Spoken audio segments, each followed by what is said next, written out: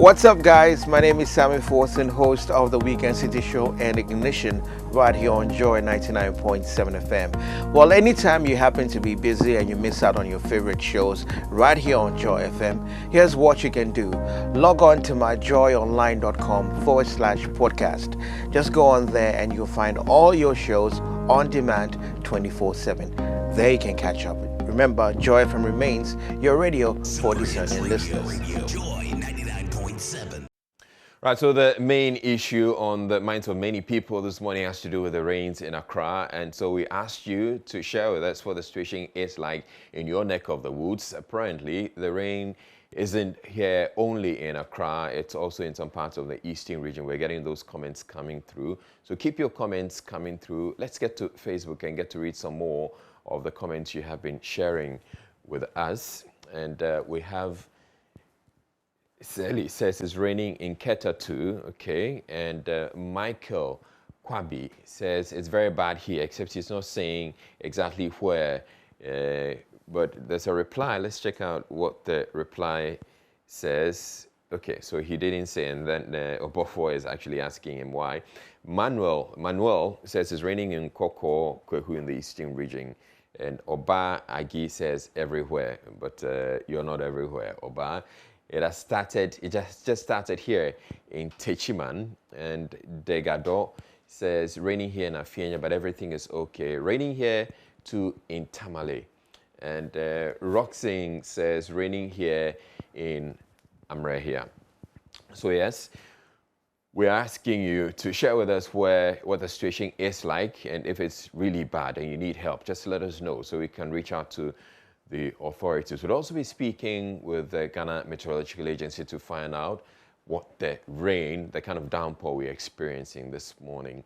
But also in the news, health authorities are unhappy with the slow start of the ongoing AstraZeneca vaccination exercise in the Ashanti region. The region has been allocated with 70,300 doses of the COVID-19 AstraZeneca vaccines, but few residents are turning up on the first day of the exercise. Ohiming Terry of our health desk reports public enthusiasm has waned as health officials encourage full public participation. Designated health centers dotted across the Ashanti region are expected to vaccinate over 70,000 residents, including health workers.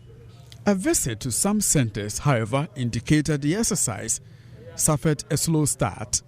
At the Church of Christ Clinic in Oforikro Municipality, few residents were seen in the queue. Health officials are worried about the development. Dr. Kingsley Osekwachi is the Municipal Health Director for Oforikro. I think it's got off to a slow start, but we are hoping that the attendance would improve. Yesterday, we didn't start in the morning, but we still managed to send the teams out to do some work. So we had about 78 people coming for vaccination. So we are appealing to them that the vaccines are in, they should come and get vaccinated. The situation was not different at the Menchia Government Hospital in the Kumasi Metro. Only a few of the many who queued yesterday in anticipation of being vaccinated turned up on Wednesday. Public health nurse Linda Ejakopoku says the slow start is partly as a result of issues with the data entry apps used for the exercise. We were supposed to start yesterday, but unfortunately we had a challenge with the app. You know, after the vaccination, we are supposed to enter it onto the app, but we had a challenge with it, and so we could not start yesterday. And we had people here around waiting to be vaccinated, but we couldn't. So we had to beg them to go home and come today when we have fixed the problem. Our target is 3,112, and we started yesterday. Even though we did not have the numbers yesterday, we are ending on Saturday. Authorities at the Suntreso Government Hospital, however, expect patronage to peak soon. Dr. Thomas Ejakopoku is the medical superintendent. It is not a public party. It is to be expected, because in the first phase, we vaccinated less than 1 million people. And out of this number, about 400,000 also received the second dose. So in actual fact, we are dealing with about a little over 500,000 now. and some of them may not be in town, as you may know. So we were expecting that this would be calm. Again, we are also learning a lot of lessons how to cope with the situation. In most cases, when we start, the first few days, we do not expect people to rush, but as we move on to the third day, people will be coming in. Dr. Ejakupoku advised against last-minute rush to get vaccinated. I want to take this opportunity to appeal to all individuals who have received the first vaccine and they need a second jab to come and have it. They should not wait until it's too late. There may be two options. That you may come and meet a lot of people here and you may not have your chance, or the vaccines will get finished. From Kumasi, for Joy News, Oyiminteria reporting. By the rising number of positive cases of COVID-19 in the Oti region, there are no funds for surveillance and contact tracing. This development, according to the Regional Health Director, Dr. Osei Kufuor-Afrɛ, is making the fight against the pandemic difficult. There was also a rise in the number of positive cases among health workers in that region. Dr. Afrɛ was speaking on the sidelines of the 2021 half-year Health Delivery Performance Review. Peter Senu has more in this report. The Oti Regional Health Directorate has held its half-year performance review to assess its performance over the past 6 months at Nsuta in the Jasikan district on the theme engaging stakeholders to ensure continuity of service in the midst of COVID-19 pandemic. Various district heads presented their performances and challenges for resolution. The non-availability of adequate doctors to handle the rising number of patients still led the chart as in previous reviews, the topmost challenge against quality health delivery in the region. Accommodation challenges for even those health workers who have accepted posting to the region is also high on the radar. Other logistical challenges such as regional storage facility, regional cold room for medications, and vehicles for monitoring and supervision are also still paramount. The region has recorded increased numbers of COVID-19 positive cases in recent times, with some in education institutions. Dr. Osei Kufuor-Afrɛ is the Regional Health Director. He provides some updates. The Oti region is currently in a state with, just as the national picture depicts, with COVID. So far, cumulatively as a region, we have recorded 771 confirmed cases of COVID-19, of which about 25% of the cases are health workers, which is a source of worry, because the health workers are supposed to lead the fight against COVID. So if they themselves are getting infected, then it's quite worrisome. The region has recorded 8 deaths so far since the pandemic started in our region in March 2020. Initially, we've been able to vaccinate about 4,500 people with the AstraZeneca first dose of the vaccines. And we are happy to have received some quantities also for the second dose. And we've also received some 500 doses of Johnson & Johnson to be used for immunization of people who are not immunized. The unavailability of funds for contact tracing and surveillance, Dr. Afrɛ tells JoyNews, is making the fight against the virus difficult.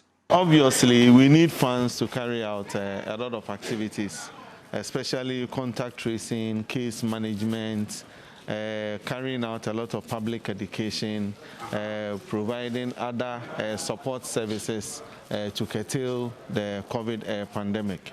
The funds are not adequate, and we are working around the clock to make sure that at least we get some funds for that. You know, recently we even got some school outbreaks, and it was very difficult for us to do contact tracing for them.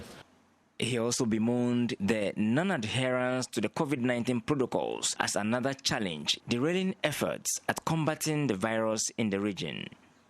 The regional minister, Joshua Makubu, urged the health workers to adhere to the very protocols they have instituted for the public, considering the rising number of cases among the health workers in the region. Yeah, the vaccines are there, but I think there's a simple way of going around it, simply by obeying the protocols that you people have put together for us. So I expect that in your institutions we see strict adherence to this, especially at the time we are made aware that some health workers are affected as well. Meanwhile, the region has taken delivery of only 500 J&J vaccines for first-timers in the region, while those taking their second dose for the AstraZeneca are doing so. My name is Peter Senu for JoyNews. Member of Parliament for Dafirma, Busie Isa and the Upper West Region, Dr. Sebastian Sandari, is asking government not to forget feeder roads that were washed away by the floods in the region last month. He has, however, been lauding government for its ability to fix the roads in record time. Dr. Sandari has been inspecting some feeder roads that were cut off by the flood. Correspondent Rafiq Salam reports from Dafirma. That was hardest hit in the Upper West region was the Dafirma Bure Isa. 17 communities in the district were hit by the floods affecting 576 people, whilst 426 of farm acres were completely destroyed. The feeder roads in the communities were washed off, thereby cutting residents from not only adjoining communities and their farms, but their district capital of Isa as well. When you even want to go to market, it's not easy for you to go to the market. All the roads are very, very, very, very bad. There was even a time that when you want to go to Uwa, you have to pass through Busie. And the road that from here to Busie is not easy. Anytime it rains, it's always slippery. Even some of the roads have even cut. From here to Fiang, it's very difficult anytime it rains. Even from here to Wole, the road have cut. And from here to Bar, the road too is no good. That place too have cut. Construction work to temporarily fix the roads in the region have begun, and some have already been completed and open to traffic. Mawums is one of 4 contractors selected by the government to fix the roads. He has been tasked to fix the feeder roads washed off by the rains located between Dagasobo and Dafirma. Mawums is not new to this road. His construction firm constructed it some 15 years ago. He has already mobilized bulldozers, graders, compactors, and bevy of timber trucks to the site, and work is already going on steadily. Emmanuel Noga Bukari is the contract manager of the Department of Feeder Roads in the Upper West region. Work has just started on temporary measures that we want to take to remedy the situation now, to get the pedestrians able to move to the other side to Dafirma. So currently we have a contractor called Mawums is the one working on the project now. We are just on site to ensure that the work is done well. This one, less than a month, they can finish this one. At least around finishing the whole thing. They are just getting some base for a strong base in which the cars can easily move across. After the rains, we will come back again with the main intervention so that it will not happen again. Member of Parliament for the Dafirma Bure Isa constituency, Dr. Sebastian Sandare, lauded the government for the steps taken to fix the major roads that were washed away by the floods. He, however, will wish that it should be extended to cover other feeder roads in the region. We only hope and pray that a permanent solution will be found after this temporary solution, and also to say that, you know, it's more like a highway through to Jirapa. So while we are grateful for this intervention, we also think that the other parts from Dafirma through Sanwe-Egbare to Jirapa could also be looked at urgently, because as we speak, people cannot move from Dafirma through Sanwe-Egbare to Jirapa. 4,062 candidates in 11 senior high schools are taking part in this year's West African Senior Secondary School Certificate Examination in the Northeast region. The examination began on Wednesday under strict adherence to COVID-19 protocols. Regional Minister Irana Zakari has been visiting some of the centers to encourage and wish the candidates well. Iliasu Tanko reports. The minister arrived at the examination center in the Nalergu Senior High School Wednesday morning as the examination was about to begin. He was quickly welcomed by the headmaster, who also introduced him to this group of examination officials made up of supervisors and vigilators. I have always understood that teachers are not just fathers, but also the friends of students. So just continue to nurture them. Create an enabling environment that will give them the freedom to write without any fear of intimidation. But of course, I know to maintain the sanctity of the exam, you have to play by the rules. After his brief address, the minister moved to the classrooms where the candidates were already seated waiting for the test to begin. There are 5,685 candidates from 3 schools writing in this center alone. Headmaster of the whole school, Mohammed Tibila, provided some details.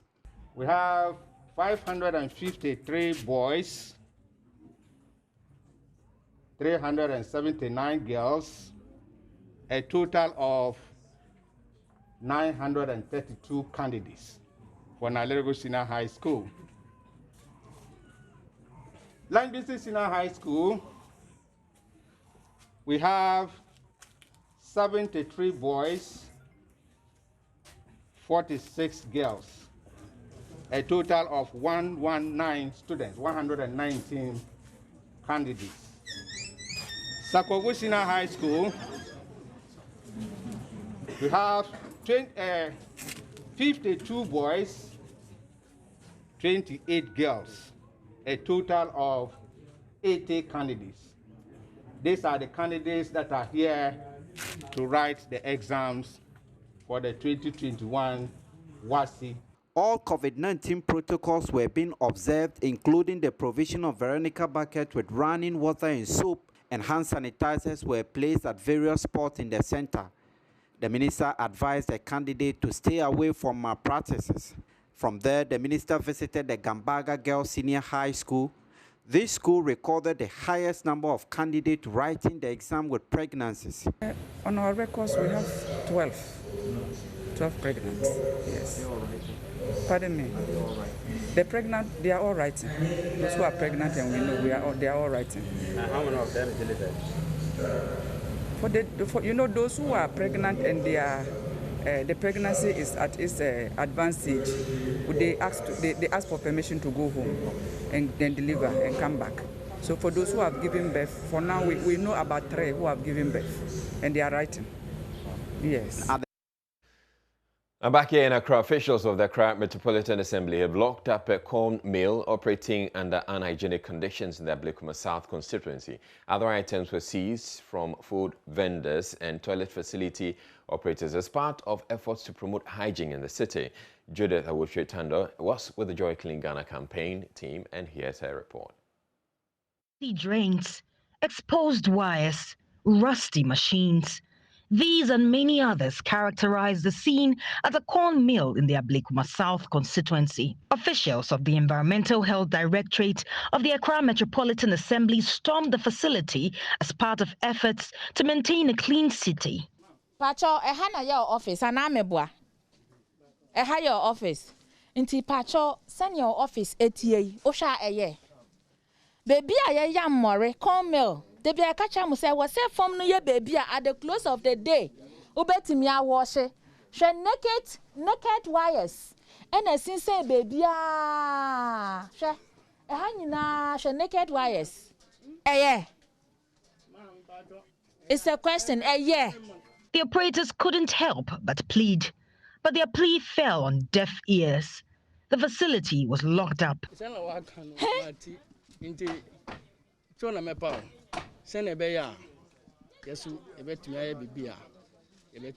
Master, this is not the first time Tankase for Baho. Who can say, Omubaha? 2 weeks, almost time by another 2 weeks, almost time by and I yaso yasiaba. Into it means why a white drink say, Wunya, no yanya bebuam wire, into ye lock it up this place. There's nothing we will listen to Pacho Pierre. Pacho ye parlock way free Hona Maya Quine and Yejumanko. We subsequently visited a kinky house, which was also operating under bad conditions. Condos stored in large basins had dirty coverings, while disappointed officials complained the vendors were busy putting up a defense. It is Anyama way. Just share container and cramp with the Diana Gusso. Utimi who says, Nyama Nina, Fifi, so. It is idea way. Ya mamu fan ye aduane biem. Emfa mo bindi because we classify and just look at Abba. Na mo dia kata aduane so. Ama nimpa se ombra na ombedi. Me pam cho sa anyama we mu nsesa wa ya mamu fan ye aduane ni biem. Emfa mamanfo. It is anyama we ya mamu use. When you go and check on the door, you see that there are some growth of maggot inside the door because that is where it is placed. And every day they pick some, they cook, and they leave it there. Our last stop was a toilet facility. Although the AMA had earlier organized training sessions for public toilet operators, owners of this facility were operating contrary to what they had been taught. They still sold cigarette sticks and administered newspapers for use as tissue paper. You know that when we had a meeting, we called all of you to come. And we said you should stop using this paper. For selling this paper for people to use as toilet papers. Do you remember? You remember?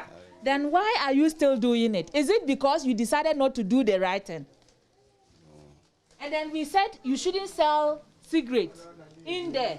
And you are selling the cigarette to in there. Why are you doing that?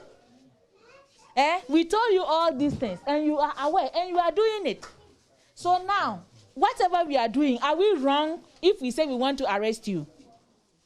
Are we wrong? Will we be wrong? No. We will not be wrong. In all, 3 facilities were inspected, with 1 locked up. Judith Awachitando, Joy News. Right, and that'll be all for the news, but there's more news at myjoyonline.com. You can get there and read some more of the stories that we have. But coming up, we're bringing you the news review. My special, adorable guest will be joining me. Do stay tuned in. This is the AM Show.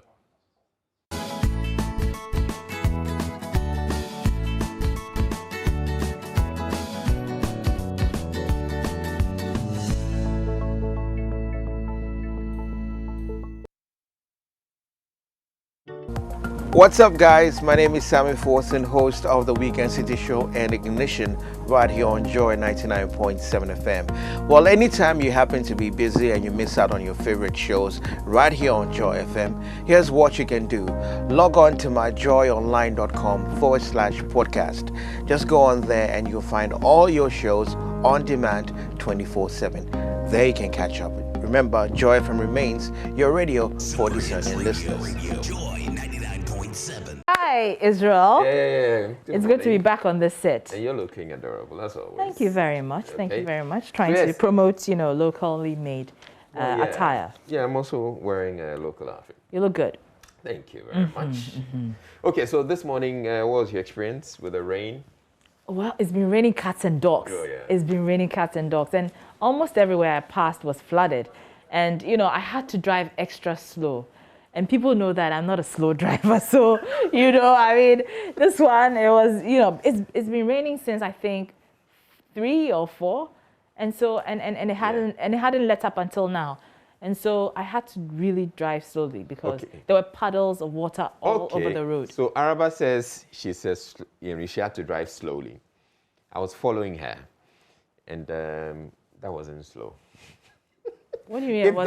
If that was slow, then people should see you when you're speeding. I was trained by, Jaguar, so I have to live up to the name, Okay. But yeah, I was driving slowly, But people should really drive slowly, this morning because and it's likely to impact on traffic as well. So as you step out later on in the day, just be mindful. I'm sure some vehicles are also going to break down on the road.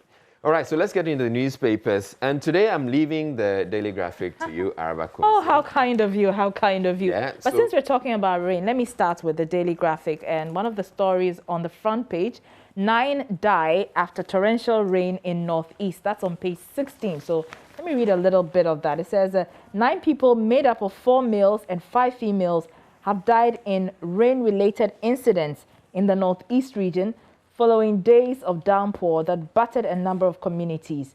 And it says the death occurred in Janga in the West Mamprusi municipality and other places as well. 3 of the deceased were struck by thunder, Israel, thunder and lightning, when one of the boats he was using to cross the White Volta capsized, while 2 were swept away when they tried to cross a river during the downpour. But why would you try and cross a river when there are heavy rains. Yeah. I mean, maybe there's a reason for that. But also on the front page of Daily Graphic, state media must assert independence. And that is coming from Professor Kwame Kakare, who is the chairman of the board of directors of the Graphic Communications Group. And that story is also on page 16 of the Daily Graphic, and it's written by Emmanuel Ebo Hodgson. And it goes on to say that Professor Kakare says, in every good democracy, people make systems work. Therefore, state media managers and editors must not be afraid when exercising the rights afforded them by the 1992 Constitution. And I'm sure he's referring to the fact that usually state institutions, media institutions, often just take whatever is thrown at them by whichever government is in power at the time. Yeah, so they're not able to assert themselves. Yeah. Another story on the front page, ban use of public lands for private gains. That's coming from the Lands Minister, Samuel Abu-Jinapor. His picture is on the front page, and he says that there should be a ban or a freeze on the granting of public lands for private individuals until further notice.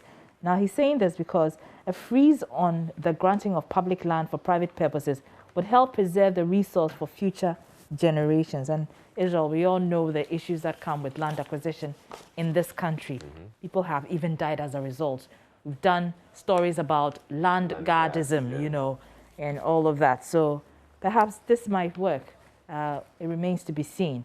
On the back page, Roads Minister inspects damaged drains, roads in Tamale, and quarries in Ashanti protest encroachment. That's it for the Daily Graphic. Okay, so that's it for the front page and back pages for the Daily Graphic. But you should feel free to delve into the newspapers. Oh, really? And get to. But let me take the Ghanaian Times files while you do that. You know, I usually do radio, and we don't have much time on radio, so I just thought about doing, you know, touch and go. Well, we're generous. But if I have time, I can here. delve into it. You know we're what I mean? generous here on the AM show. Let me do the Ghanaian Times, and then you can come back and see which other stories excite you in the Daily Graphic. So in the Ghanaian Times, we have the same story about the 9 perishing canoe disaster following flooding in northeast region. And the story goes, 9 people drowned when the canoes by which they were crossing streams to their destinations capsized in the northeast region. The disaster followed recent flooding that hit the region, resulting in the rising of water level of streams and rivers, destruction of houses, properties, and displacement of some people. And then also on the front page of the Ghanaian Times, 6,000 teenage girls in Volta region pregnant in 2020. Wow, that's still a problem.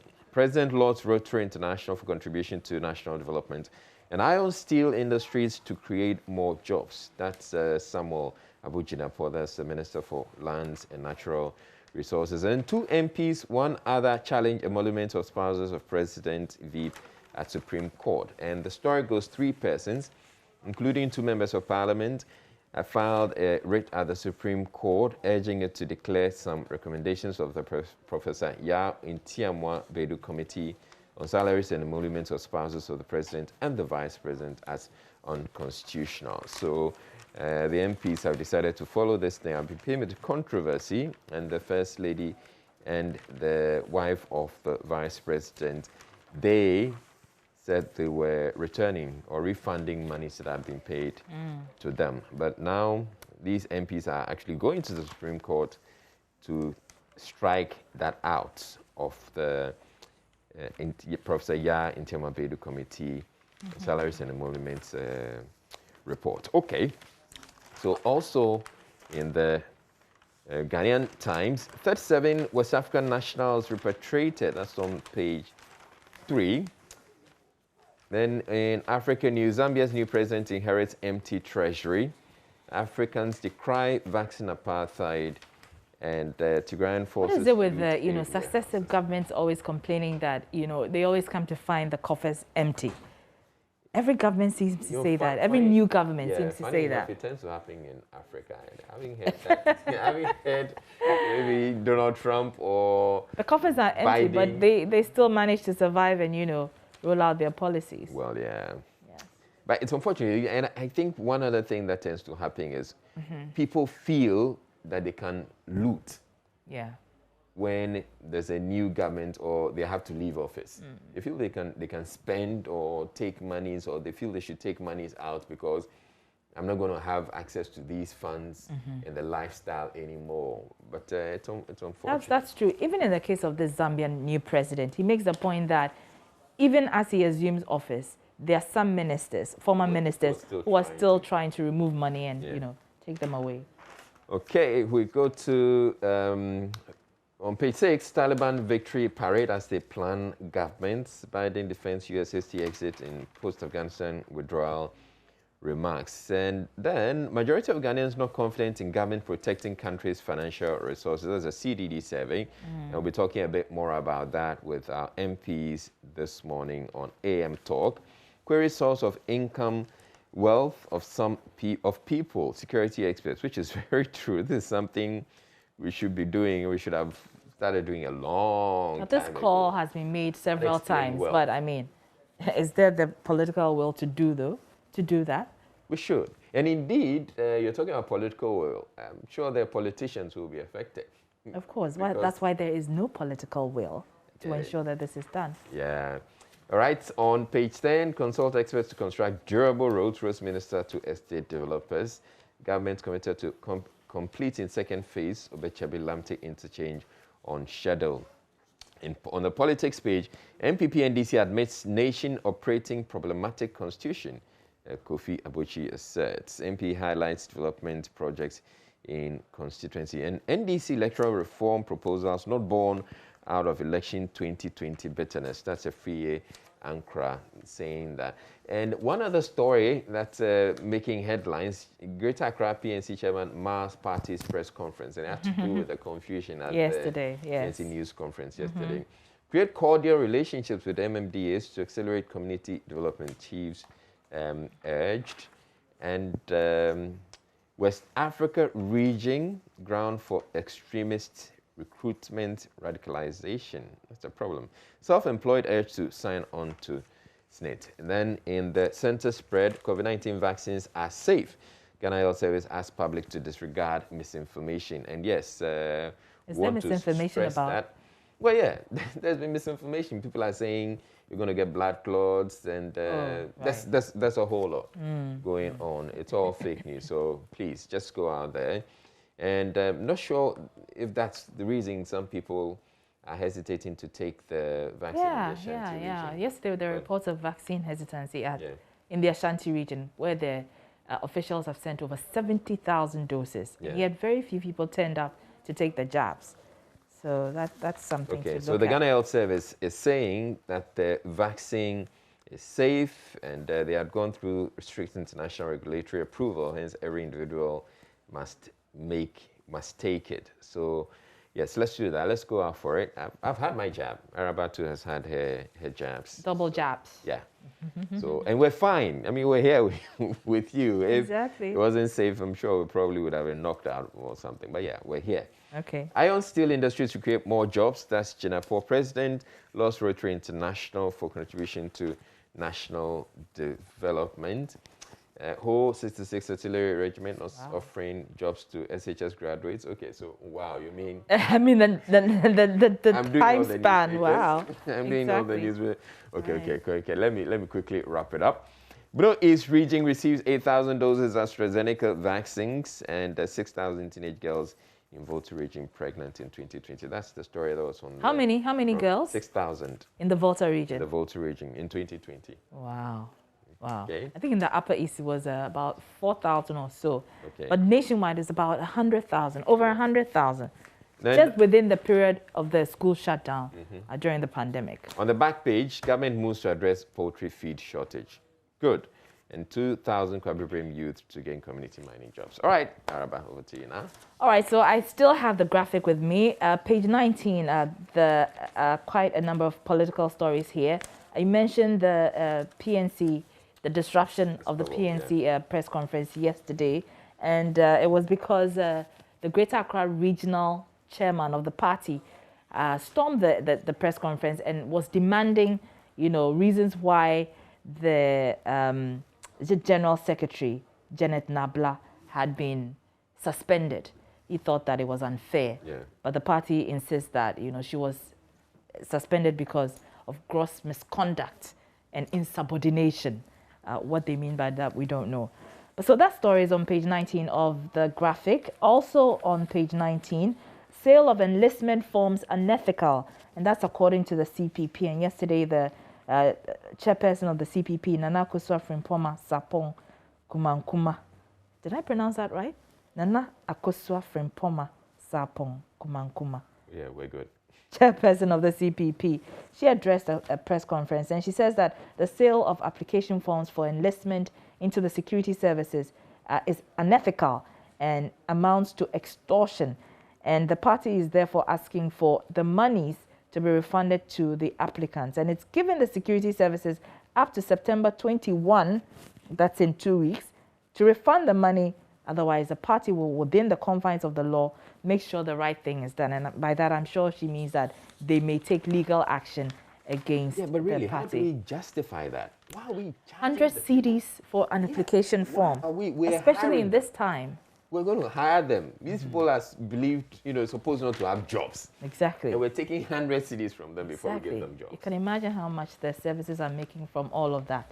Okay, you turn to page 20 and it has an update on the Abesim murder. The graphic is reporting that the second suspect has been released.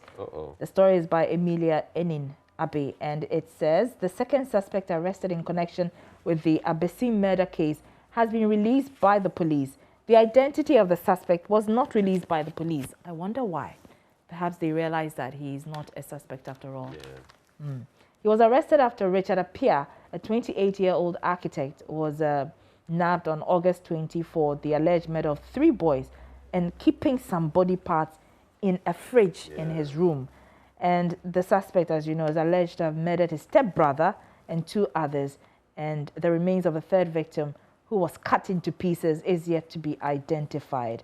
So that's the story there. The second suspect has been released, I suppose, for want of prosecution. So he's been let go on that. We'll have to be following up on that. Also on page 20 of the graphic, 446, 321 candidates participating in WASI, and reports from across the country show that everything is going on well. That's according to the graphic. Well, I'm yet to hear of any issues. Usually what characterizes these exams, the leakage of exam papers and all of that. I'm yet to hear any of that. Let's turn our attention to page 36 of the graphic, and there it says school feeding program wants grant increased. And the story is by Emmanuel Bonny. It reads, the Ghana school feeding program says it has made proposals to the government to consider increasing the feeding grant per student to an appreciable amount. It expressed the hope that government will consider the proposal, taking into consideration the current economic situation. And it says, we have sent the proposal to government to consider increasing the feeding grant. So that's according to Siba Alpha, who is Public Relations Officer of the Ghana School Feeding Program. All right. Thank you very much, Araba. Let's move to the Daily Guide. And in the front page of the Daily Guide, and EC denies NDC 1 million ballot claims. The story is on page 3. It says a claim by the opposition National Democratic Congress that it intercepted 1 million extra ballots in the Ashanti region in the heat of the 2020 presidential and parliamentary elections has been rubbished by the Electoral Commission, describing it as pure lies. Okay. Then machete wielding Suhum MPP man grabbed. And there's a photograph here we're told as Kofi Ejay, a.k.a. Protozoa. Jamal. This is not Protozoa. Okay. Jamalo. I wonder how he got that name, though. So the Protozoa is Frank Isiedu Beckman. Oh, okay. Who, by the way, is not Franklin Isiedu Beckman of the Ghana Health Service. The Ghana Science Copyright Protocol, Liu Mahama heads GISTEC board. And there's a cartoon on page 3, Lieb aus Deutschland. Ghana is grateful. Frau Kanzarin. It has a photo of a needle with the AstraZeneca on it, making its way to Ghana. Then on page 5, Zambia's new president inherits empty treasury. It's a story that's been making the rounds. And Rotary boss meets Nana Addo Dankwa as president. And tell government success story, MPP youth told Western region to get 6 Agenda 111 hospitals. And then in the center spread of the daily guide, you haven't seen nothing yet. Promzi hints a return. Okay, cool. And Promzi of what? VVIP? Yeah, VVIP. so he's staging a return? Former member of VIP, Promzi, has been responding to widespread claims that I've he has seen left pictures of him going around on social media. Yeah, he posted some photos. That's a very weird hairstyle. It's here. I know. I mean, you can see the hair. So yes, just I don't even know how to describe it. It's just like a few strands, and he's pulled it into a ponytail. It's just weird. Okay, Tofik Abdul Nasser wins Best Male News Presenter Award. Okay, Enam engages UNFPA ahead of breast cancer campaign. And Ghana records $874 million in investment in first half. Organic waste charcoal wins Israeli Green Award. And on the back page, Ronaldo explains City snub, and Ansu Fati handed Messi shirts. Ghana Juniors Golf rock Achimota, and Hazaka's ladies promise to conquer Africa. Okay, wish them all the best. All right, I have the Daily Dispatch with me, and the big story there.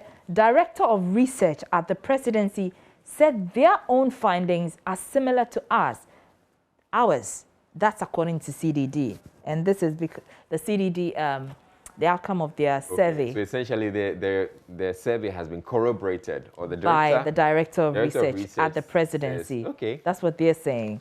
So that's the big story there. Right. Let me read a bit of that, because that seems like an interesting story. So the Director of Advocacy and Policy Engagement at the Ghana Center for Democratic Development has dismissed claims that the post-election survey organized by the CSO, which indicates that most respondents doubt government's ability to protect the public purse, is influenced by propaganda. Dr. Kojo Asante stated that the results of the survey are the true reflection of the people's opinion of the incumbent government. And he says, interestingly, Mr. Owusu Mensah, who is the Director of Research at the Presidency, did affirm that similar studies have been done and the findings are similar. So I don't know whether this is propaganda. As far as we know, this is what Ghanaians are saying. Yeah. And he was speaking to Evans Mensah on Top Story on Joy 99.7. So that story is on page 2 of the Daily Dispatch. Also on the front page of the Dispatch, my Wache joint has exposed me to some realities facing Ghanaians. That's according to Deputy Majority Leaders on the back page of the paper, also on myjoyonline.com. And Chief Imam has not violated any Islamic law in cathedral donation. That's according to Sheikh Aremeyao. Okay, so since we're running out of time, we'll just read the front page. Because he spent 1 whole hour on ADB to Partner Development Bank to revolutionize agri financing. MTN doles out 10 million cedis to government support female participation in ICT industry, and patronize bond market GSE boss to businesses.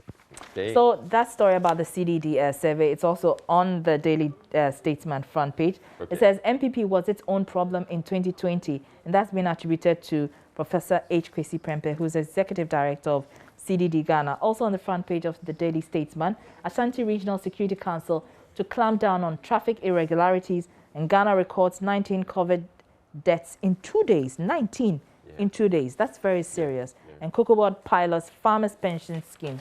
That is all on the front page of the Daily Statesman. All right, so let's get to My Joy Online quickly and get to see the stories that are there. So we have suspension of PNC's General Secretary illegal. That's the Greater Accra chairman on the chaos at the news conference yesterday. Survey on Akufo-Addo's ability to protect the public purse, not influenced by propaganda. That's Dr. Santi saying that. Akufo-Addo hired another jet to UK and Germany, which cost £14,000 per hour, Blackwell alleges. National Cathedral, I always pray for your forgiveness. Chairman of Board of Trustees to critics, to whom MP's driver in police grips following clash among MPP members in constituency. Joy FM, Multimedia Group, and ETO to file suit against Kennedy Ejapong today. Actually, it was filed yesterday. Yes. So that's the story. It was published, I'm sure it was published yesterday. Refund money is collected from unsuccessful job applicants, CPP to government. COVID-19, Ghana records 19 deaths in 2 days, very worrying. Let's use psychological assessment tools to measure motives of serial killers. Okay, so that's it for the news review. And you can get to my Joy Online and get to read some more of the stories there, get the details of the stories. And there are a whole lot more. We have a lot more of the stories that are not on the main page, but they're in there and very interesting as well. Thank you very much, Sharma Kumsi. It was a pleasure doing this. To do the news Am I doing this tomorrow? We should. And the day after that? And the day after that. And the day after that. Just kidding. Okay, so we're taking a break. But yes, we still want to hear your experience as far as the rains are concerned. So you get onto our Facebook page and get to tell us what's happening there. We'll be back with you in a bit.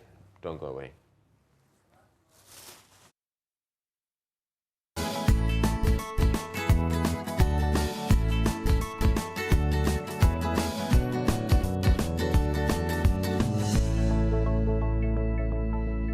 All right, so this is still the AM show, and earlier we asked you to share your experiences with us as far as the rain is concerned, and we have some comments. We have quite a number of comments coming through, and Nana Kofi Foko says, what can you do to stop the situation? Well, we can't do anything to stop the situation, but we want people to know out there, people out there to know, the authorities to get to know so that they can save the situation. So we are not doing anything to stop the situation. We can't do anything. We're just offering a platform so that people who need help can get that help.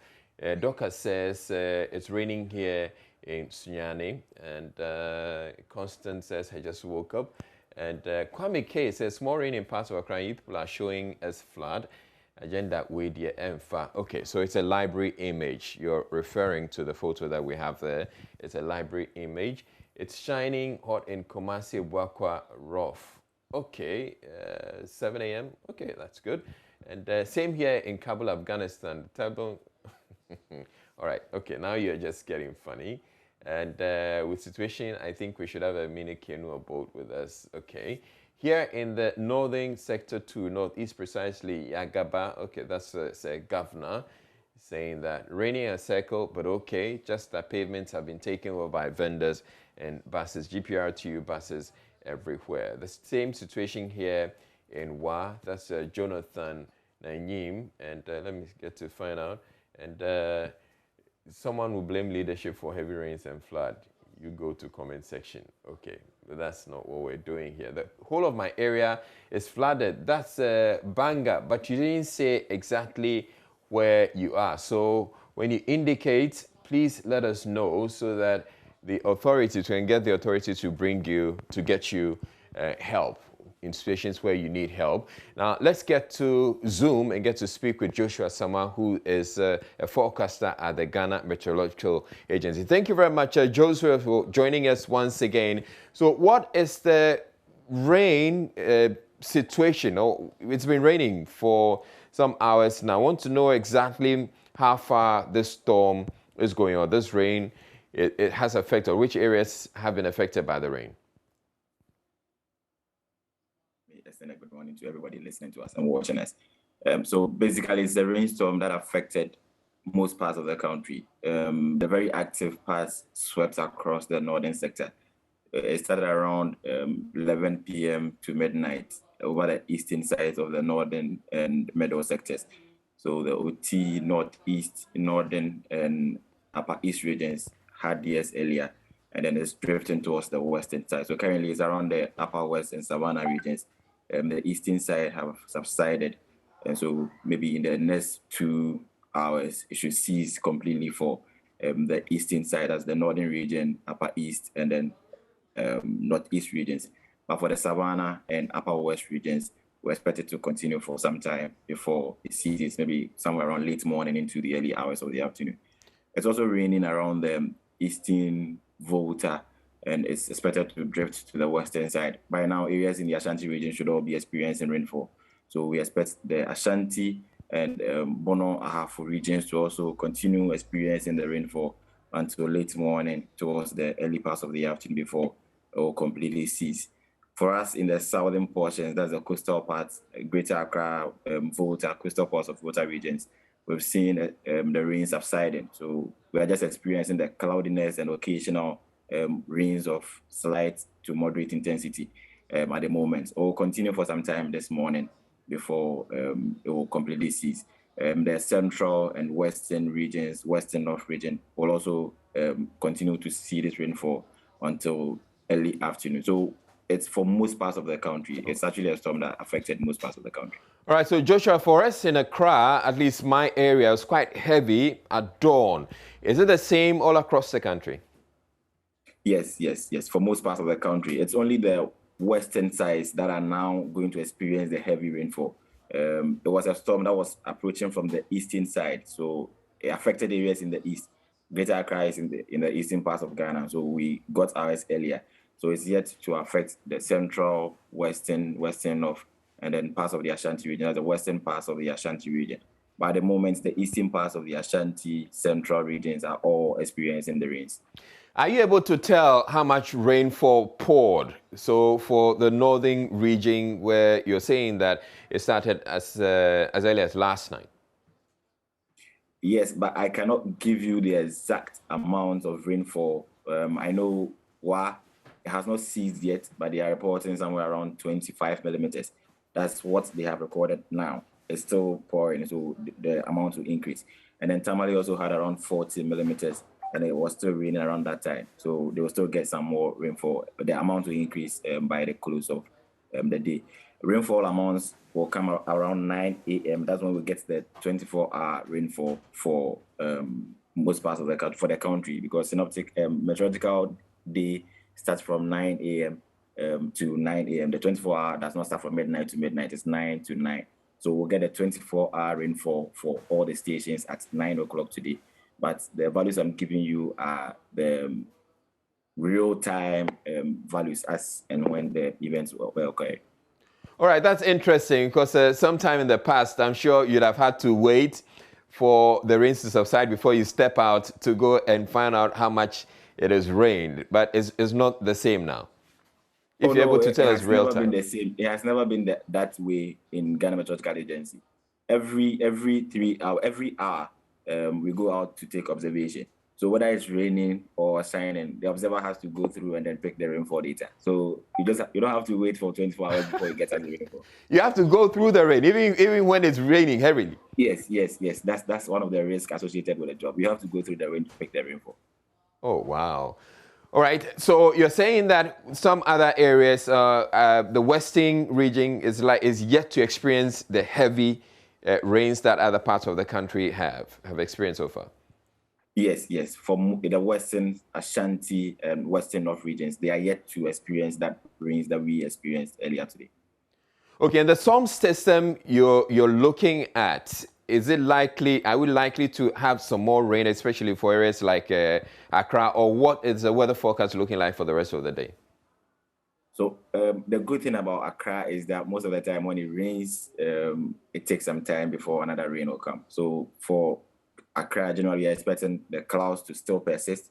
We'll get some intermittent rains, but the intensity will not be that much. But areas in the northern parts, that's the inland areas of Greater Accra, Pokwase, Medina, Yarefa, towards the Abri Eastern region areas, because of the forests and mountains in those areas, the conditions there are more favorable than us closer to the ocean. So they will continue to see some moderate rainfall.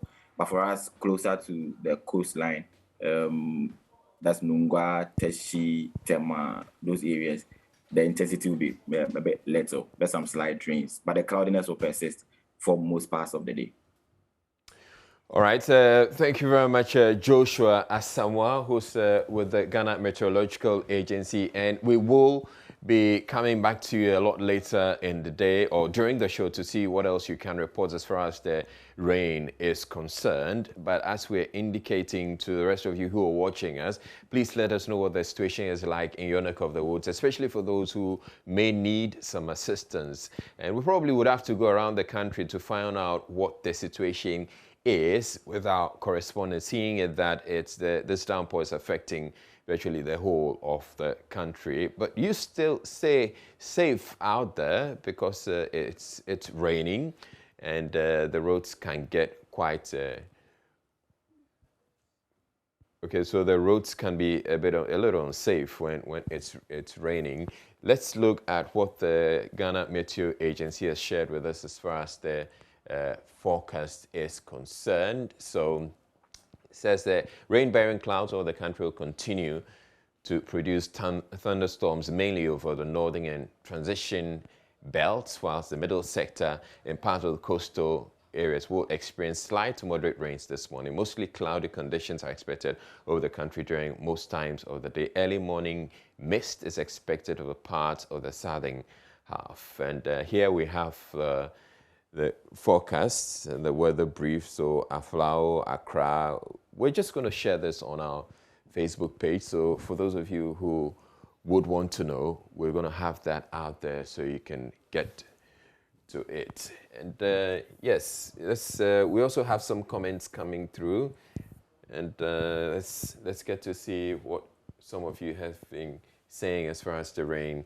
is concerned. Abdul Razak says, and they are there building as cathedrals. Meanwhile, we even have bigger churches in the country which could have been used substitutionally. Nana Kumia says it's raining seriously in Sunyani. Okay.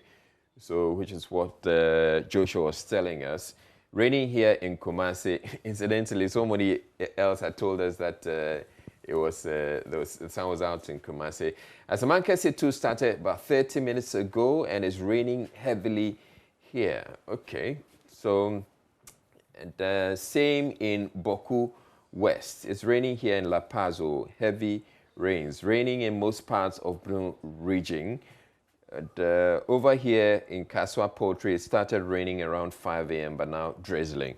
So keep us up to date, and especially for those of you who may be having challenges or having issues and you need help, so we can reach out to the National Disaster Management Organization and the authorities so they can come and assist you. You're watching the AM show. We're taking a break, but do stay tuned. We'll be back with more.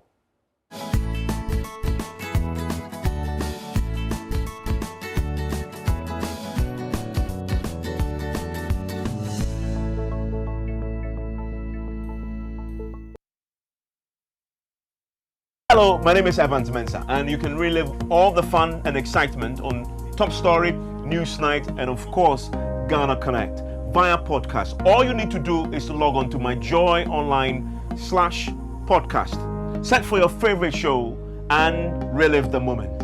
Joy 99.7 FM, your radio for discerning listeners.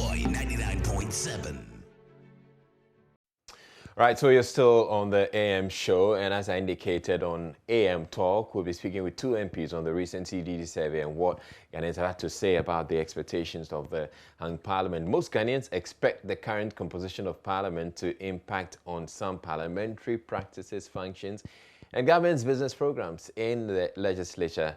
Is the legislature living up to expectation? Another expectation of Ghanaians, majority of Ghanaians, according to the CDD survey, they believe the election of an opposition NDC member as Speaker of Parliament will make the President and government more transparent and also promote MPP-NDC cooperation and collaboration. Now, joining us for the conversation, we have Roxing Nelson Afiamepo. He's the MP for South Dai. He's a member of the Constitutional, Legal and Parliamentary Affairs Committee, member of the Public Accounts Committee as well, and a member of the Standing Orders Committee. Also joining us is Collins Adomako Mensah, MP Efija Kwabre North, and he's a member of the Member Finance Committee and a member of the Health Committee as well. Thank you to you both gentlemen for joining us for this conversation. And I'd want to find out, first of all, where you are and what's the rain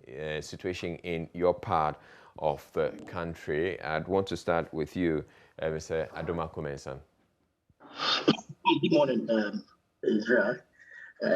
Presently, I'm in Koforidua.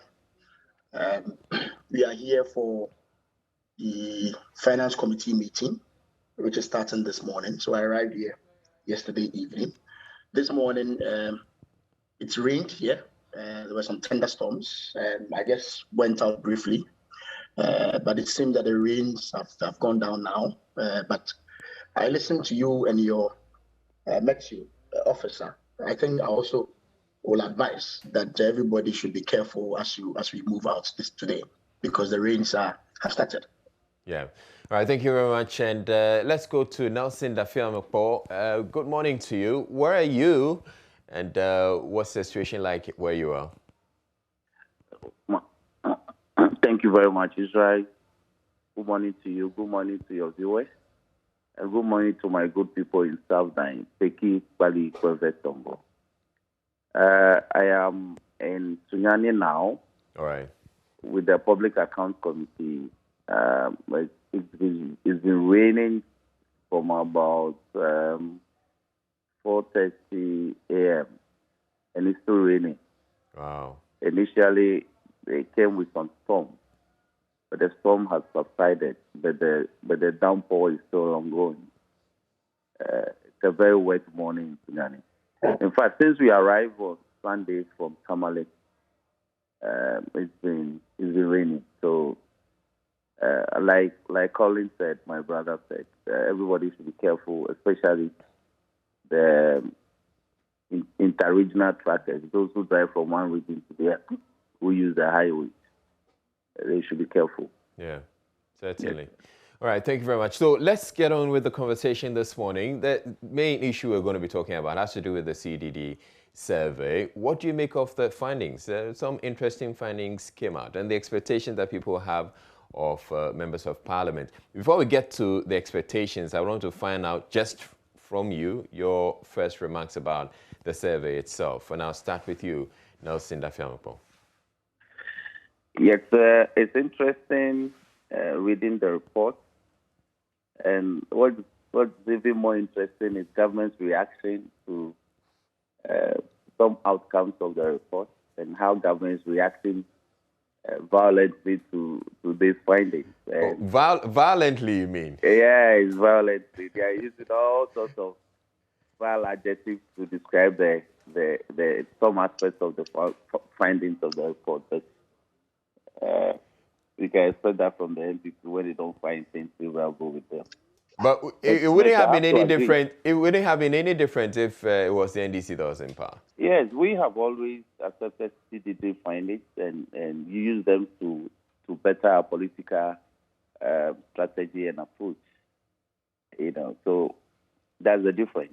We never discount or discredit their findings. We use it to better our strategy.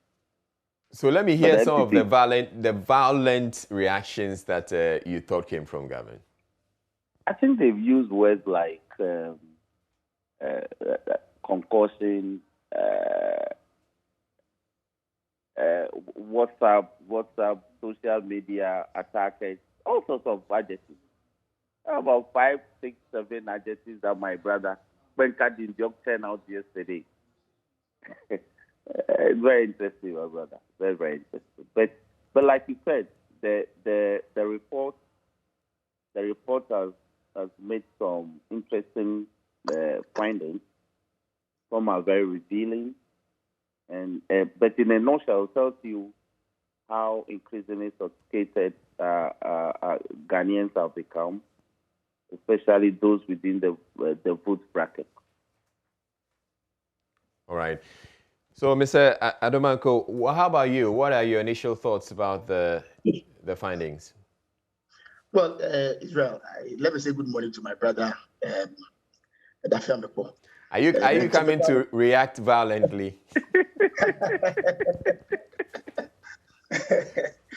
And typical of my brother Dafiamepo, he brings out very interesting stories. He says we are reacting violent, and then you push him to indicate the violent language that has been used. His answer is that WhatsApp and social media. I mean, please, let's discount what Mr. Dafiamepo is saying. We have not reacted violently to the report. For me personally, I have always taken surveys and reports in my stride. What is important is that you pick it. There will be positive, there will be negatives. Where there are negatives, what you do is to improve upon it. If you read the report very clearly, the period of the survey spanned between 23rd May to the 3rd of June. That's a very short period with a sample size of about 2,400. I'm sure other intellectuals will have their own arguments as to whether this particular size is enough to draw a broader conclusion. But for me, what is important is that you pick the positives, improve upon them, and the negatives you ensure, because this is not going to be the last report or survey that CDD is going to have. Pick the negatives, ensure that the next Afrobarometer report, you are going to have a positive outcome. That for me is what is important. So for me, and as government, we take it in good stride. Of course, no matter what others will disagree with some aspect of it, what is important is that you accept it, you work upon the negatives, and then improve upon the positive that have come. Okay, so let's go into the report itself. So most Ghanaians, according to the report, they expect the current composition of parliament to impact on some parliamentary practices and functions and government's business and programs. What do you make of that? Is it a fair expectation? And any of do I come in? Yeah, any of you can take it. Yeah, Collins, you can go ahead with that. Yeah, I think it's a fair point. I mean, when the numbers came out and virtually the same number, everybody thought that was a beautiful opportunity for Parliament to exert its parliamentary oversight role. And I'm sure our friends in the NDC, and of course, on our parts, I think we are doing that. And I'm not surprised about that particular outcome. The Speaker, of course, I've not always sided with him on some of the decisions that he's made. But by and large, I think he's been a fair arbiter during the whole process up till now. Since we went on recess, I've read some few comments that he has made out of Parliament that I thought was a little bit strange. But by and large, I think he's been able to control affairs within the House. And our brothers from the NDC have also done quite a good job in ensuring that government is always put on its strict proof, scrutiny. And as I said, we're also doing our part. I think the assertion by the survey or the reports is something that I share. All right. Mr. Dafiameko, so how about you? Would you say that as the expectations that we have, the current composition of Parliament should impact on some parliamentary practices and functions? Would you say you have lived up to expectation? Yes, I think I find this particular question by CDD nebulous in the sense that compositions of Parliament have always impacted on its work. So I was hoping they would have put the question in the converse as to whether or not the current composition will adversely or positively impact the work of Parliament. But I can gather that from the questionnaire that they put out, they were trying to find out from the respondents whether the current hung Parliament as it is, or the nearly equal share of numbers in Parliament who adversely affect the work of Parliament. I'd want to believe, Mr. Dafiameko, that it's more about, because we're having essentially equal numbers, it will be the bills and the government policies will be subjected to better scrutiny. So there will be a lot tighter than usual. So I expected them for that to come out in the questionnaire. Then in eliciting answers from the respondents, you would have elicited a more responsive answer. Indeed, bills have always been properly scrutinized, even when we had lower numbers in the 7th Parliament. It is the processes that we take those through to passing them into laws. It's a technical process. There's nothing you can do about that. When a particular phrase in a bill is wrong, and the House thinks that this cannot be allowed to pass into a law, it is amended. We delete it. We add. We tidy our bills all the time. And in the 7th Parliament, even though we had lower numbers, we had 106 against 169, that Parliament passed more bills than any other Parliament in the history of this country. I'm in the 8th Parliament. But I don't think the rate at which we are moving will be able to outpace the number of bills the 7th Parliament passed. That's the first point. Now, as regards motions and private members' bills, I think it has taken off quickly in this Parliament.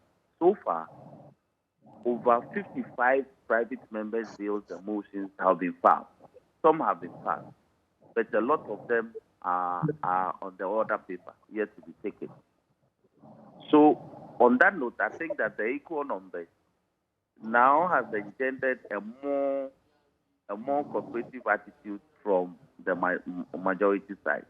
They are more willing to listen to us now than before because we have nearly equal numbers.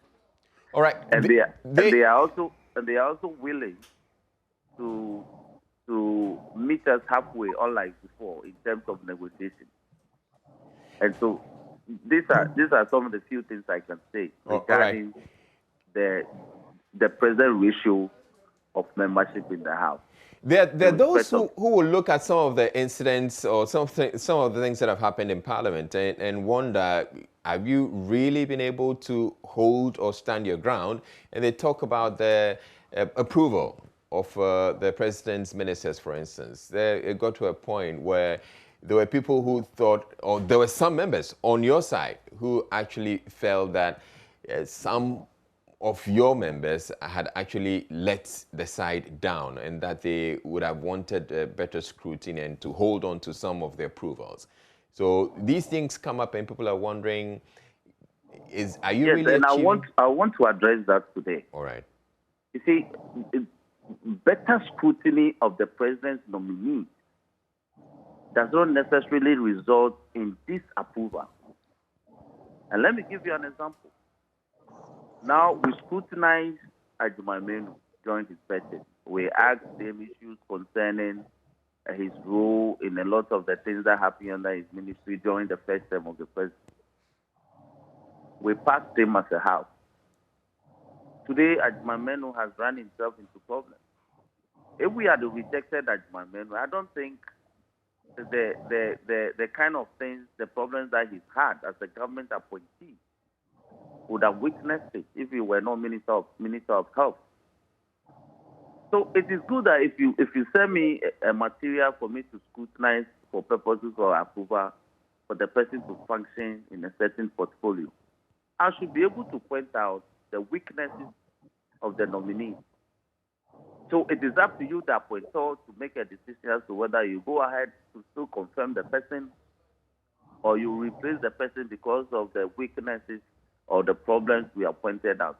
If you go ahead to confirm him, and the person in the course of the performance of his function, it creates problems for the government, then you, the appointer, must bear the consequences.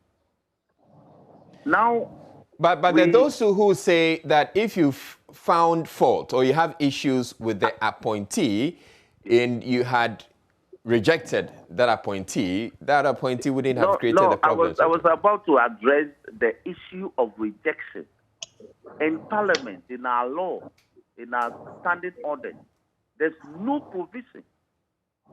There's no basis apart from the constitutional requirement, which makes a person who is fit to be appointed as a minister to be also eligible to be elected as a member of Parliament. Apart from that constitutional requirement, the only other basis that you can reject the candidate is when there is clear evidence that the person is not a Ghanaian or the person has committed some crime, is being convicted, and 10 years post-conviction has not elapsed. Apart from those grounds, you have no other basis to reject the president's nominee.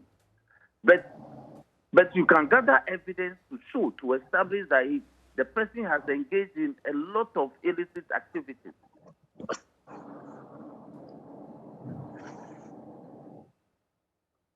Do you appreciate my point?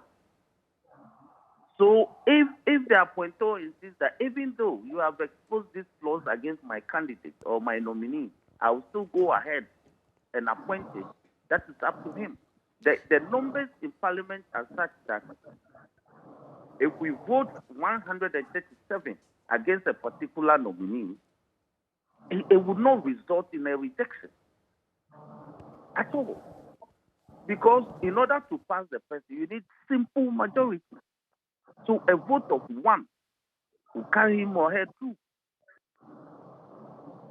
So for you, you're saying that once you pointed out the issues with the appointee, you expected the president or the president who appointed the person to either withdraw that person. Let me put that question to Mr. Adoma-Mensah. So the minority is saying essentially they saw the red flags and they were expecting the majority to cooperate with them and say, maybe let's withdraw this candidate or this appointee. Well, I think it's important that we make this point very clear.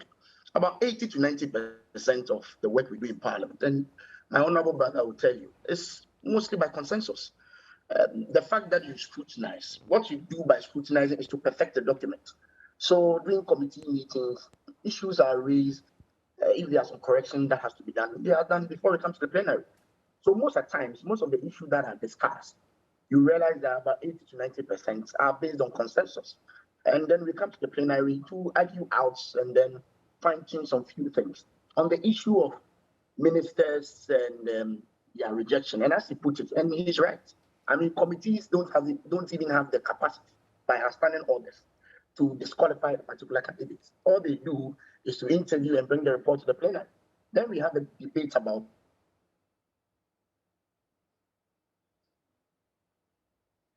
Right, we seem to have had an issue with Mr. Adoma-Mensah's connection, but he should be back in a bit. Are you? Yeah, I believe he's back. So please make your point. Yes. So the point is that most of the things we do are by consensus. I mean, on the issue about the ministers, right after the vets and reports is brought to Parliament, and we have a discussion and debate about it. And as you rightly put, just a single vote can put someone through. I understand and need that FEMEPO is aware. I mean, there was a political pressure from their end. And some of their MPs, when you speak to them as brothers one-on-one on the floor, they will tell you, oh, we don't have any problem with this person. But there's pressure coming from somewhere.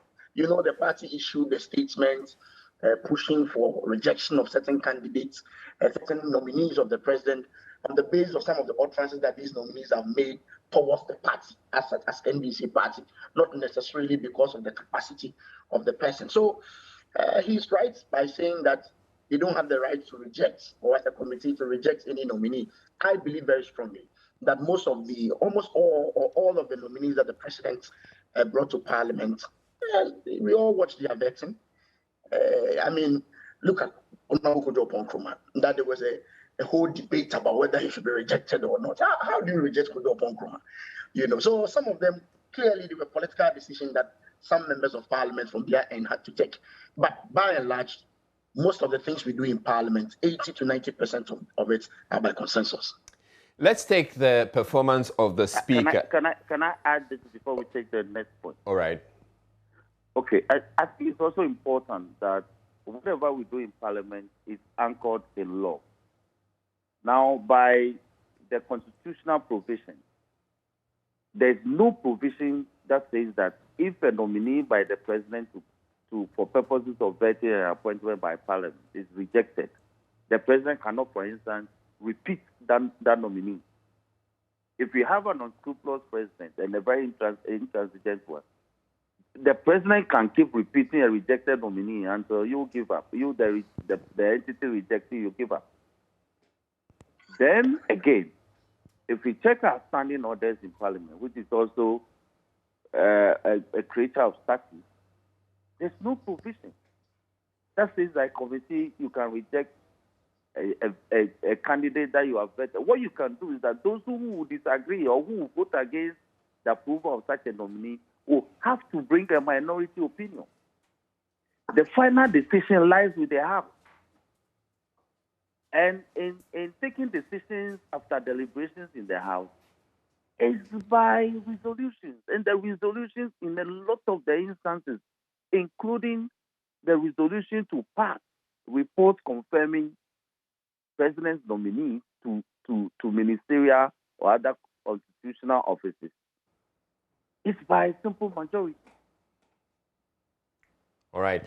Let's look at the performance of the Speaker. So the expectation, a majority of Ghanaians believe the Speaker, the election of an opposition NDC member as Speaker of Parliament will make the President and government more transparent and also promote NPP-NDC cooperation and collaboration. I'd want to start with you, Mr. Domako Mensah, on this. What do you make of the performance of the Speaker as far as the expectations of a majority of Ghanaians are concerned? Well, the Speaker, we all know, is a very experienced legislator himself. Legislator. I mean, from 92 till now, I mean, half of his entire life has been with parliamentary practice. And so when he's in the seat, and sometimes I listen to him during his decision-making time, or when he has to make it, the way he even refers to the standing orders and the Constitution, he's a lawyer himself. And so it comes quite natural with him. So far, on a scale of 10, personally, I think I will give him 7 out of 10. All right. And as I said, he has demonstrated. That's impressive. Yes, he has demonstrated some true leadership. Of course, I must say that recently he's been making some statements that I totally disagree with him. And I believe very strongly that where he is now, he has reached a certain level of neutrality that he should try as much as possible to exhibit that even when it's out of parliament. Of course, he makes it very clear all the time he's speaking. And I remember when he was giving his thank you speech when he won the election, he did give credit to the NDC and this state that yes, he's a member of the NDC. And there's no doubt about that. But I believe very strongly that as much as possible, he should try to take away that aspect of NDC and look at things from a different perspective. For me, when he's in the seat, some call him, some say he's quite authoritarian. Sometimes some of his judgment and the way he looks at you, when you are caught talking, and then the way he looks at you, sometimes it's a little bit problematic. But by and large, some of his rulings, most of the times, is grounded on fact and law. And I'm told that, this was just a meeting I was having with some of the senior members of parliament. You hardly hear a speaker giving a speech. No, by this time when it comes, the speaker's speech will give you a very, very detailed speech. And sometimes he comes back with judgment. He will tell you that the decision I made, the next day I'm going to come with details as to what culminated into my decision. And he backs it with law. And that's quite interesting. I've read some of his decisions and the trajectory that he normally goes through before he gets to that decision. So by and large, I think I'll give him 7 out of 10. But as I said, I think some of the utterances that he's made out of the House is a little bit problematic, saying that he doesn't believe that we have a majority in Parliament, saying that John Boyd said some few things to him here and there. Those are quite, I think he should leave that to Daffy Amekbo and co to say. And then he should just concentrate on being an arbiter. But I think by and large... You had to throw a jab at Nelson Daffy Amekbo. It's Daffy Amekbo, how would you rate the Speaker? You're going to give him 100%? I will give the Speaker 9 over 10. All right. The Speaker has indeed come under severe attack from his own party, including some of us. We think that the Speaker is rather panning to the side of government. Oh, really? Yes. You can gauge from among the general membership of the NDC after this program, and they will tell you that the expectation of the NDC members upon his election is being diminished or is being dashed by the way he's conducting affairs in the House.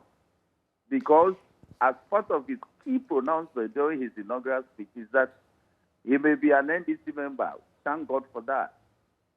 He's a long-standing founding member of the NDC. But having been elected as Speaker, he is now Speaker for the Republic of Ghana.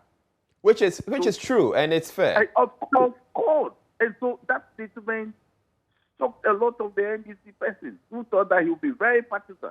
Oh.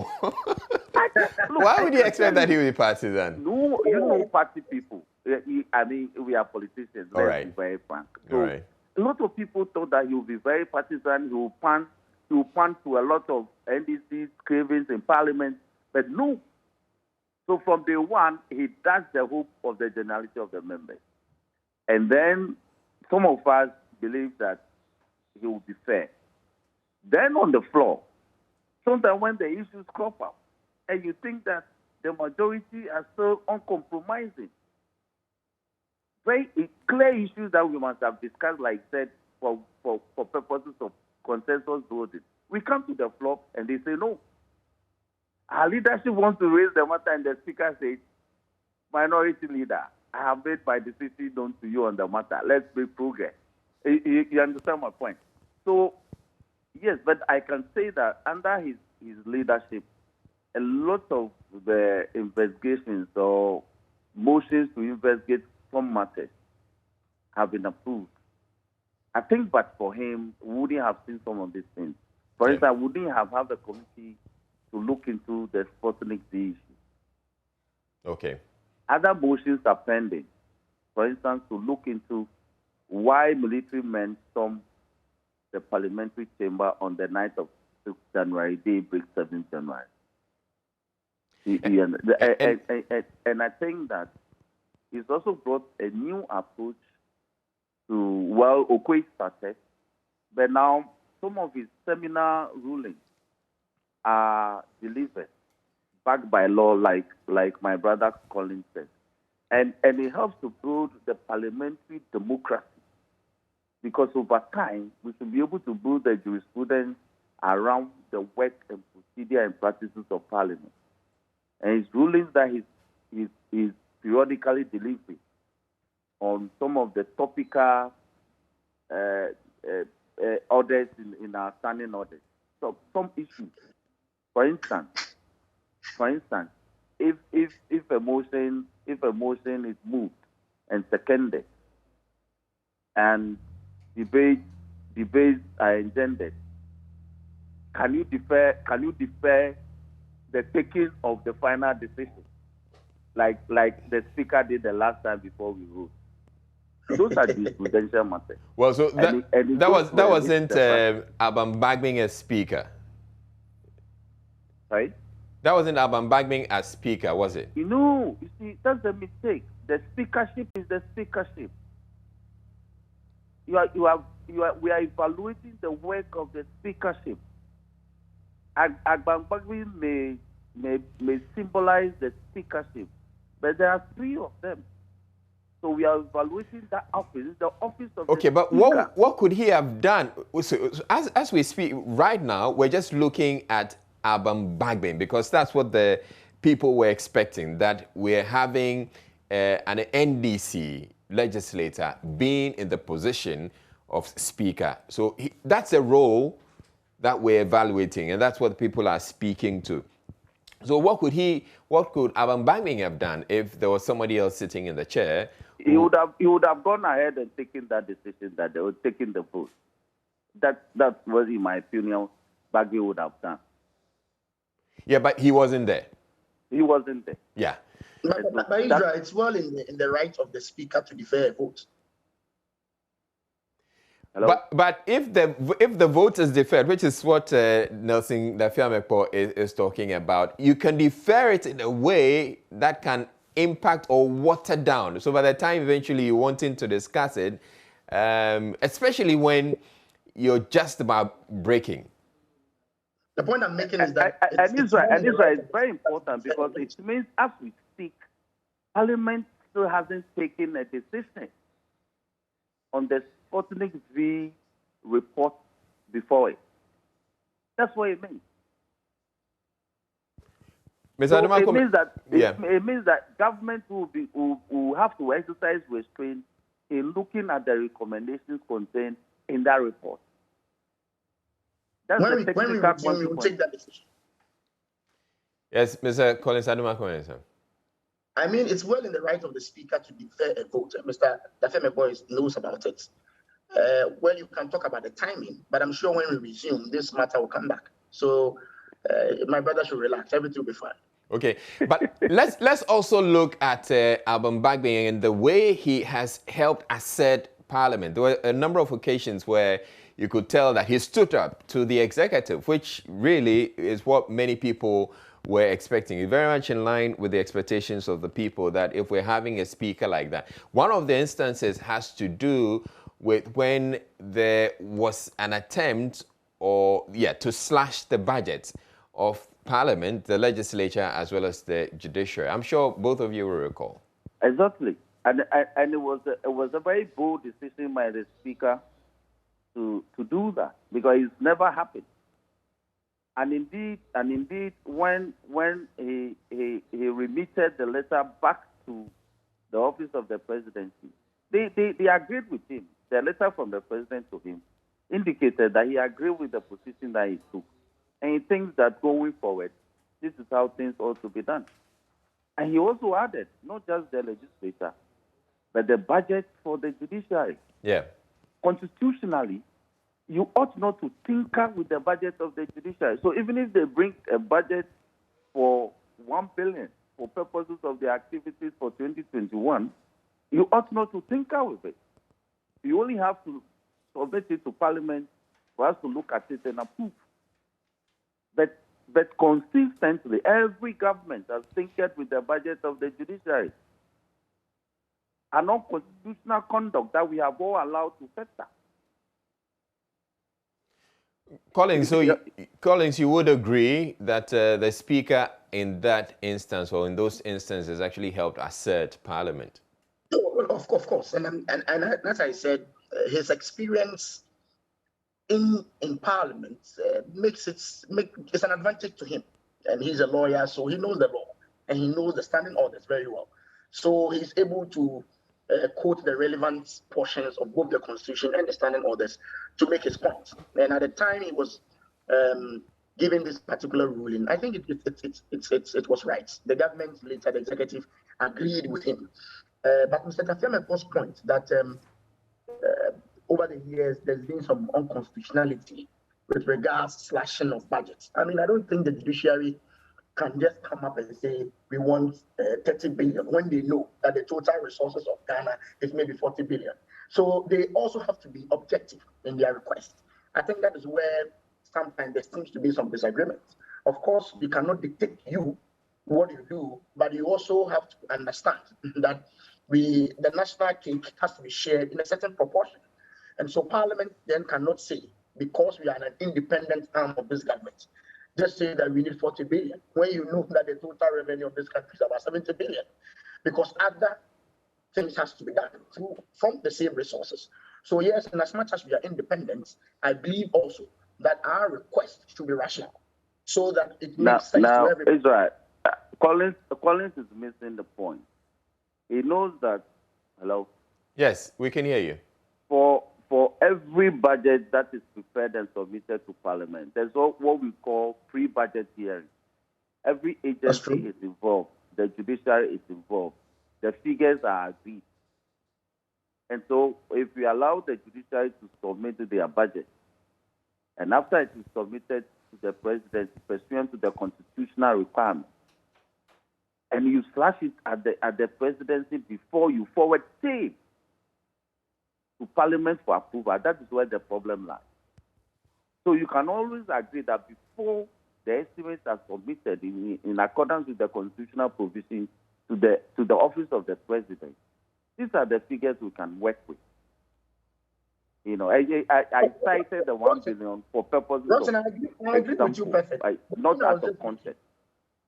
Yes, I agree with you perfectly. The point I was making is that... So these are the issues. And sometimes, even when it is flashed and sent to Parliament, and Parliament approves whatever the presidency submits, they still are unable to give them full releases. Yeah. So at the end of the budget performance year, even though Parliament has approved, let's say, 500 million for the work of the judiciary, at the end of that financial year, they end up getting only 350 million. So their situation is even worsened further. And these are the things that Speaker is out to check. And one thing the Speaker also does is to constantly put his members in check. The MP is always disciplining us. He's always cautioning us that we symbolize Parliament. We are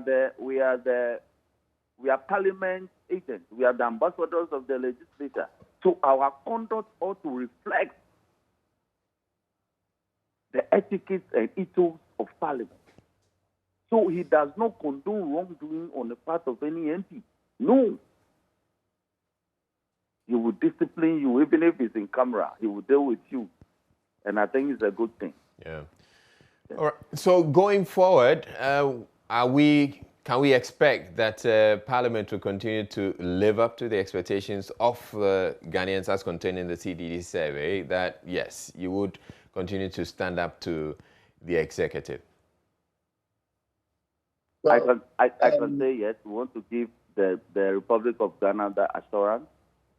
And I can assure you that the minority 137, it's our duty.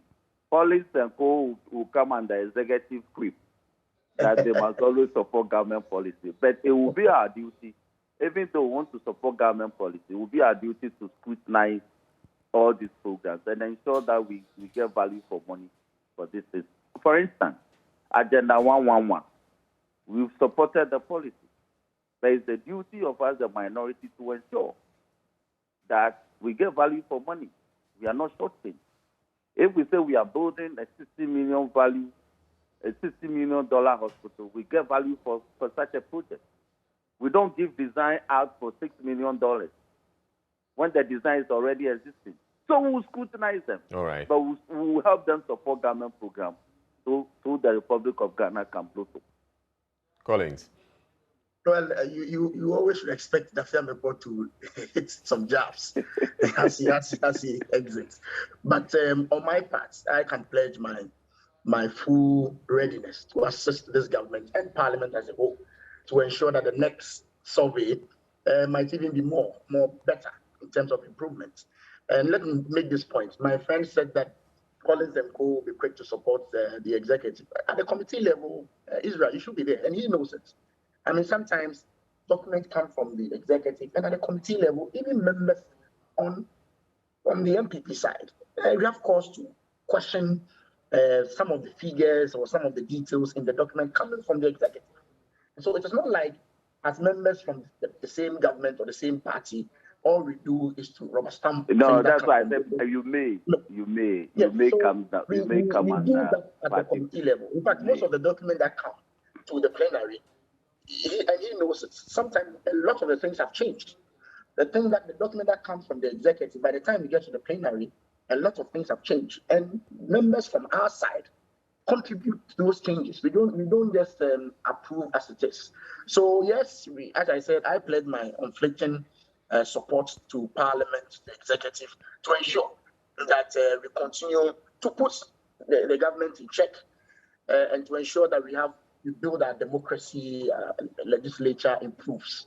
I'm very sure that the next Afrobarometer report will be very, very favorable to Parliament. All right. One other thing that could happen before you go, one other thing that could happen by the time you return from the break could be that the numbers could change because we have a number of issues outstanding in court. In our favor. It could also go against you. So far, it seems all that is happening is tilting to our favor. It's tilting towards a majority. It's tilting towards the MPP, I should say. Of course, absolutely. Up to the MPP. Roxy. Already have one passing issue. Israel,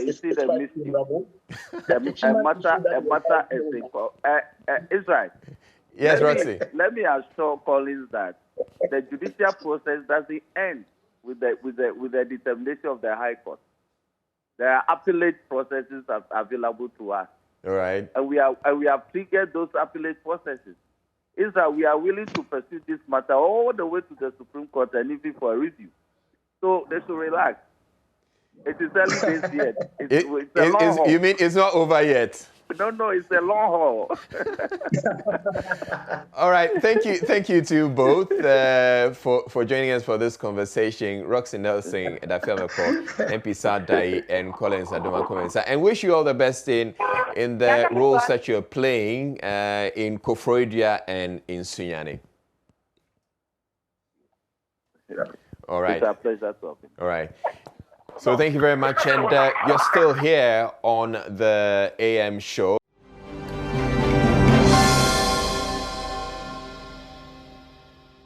And Judith Awotretando is on the Tesano Circle stretch to check on the traffic there after the rain. That part of the Cranswam road floods anytime it rains. And we're getting straight to her. Judith, what's the situation?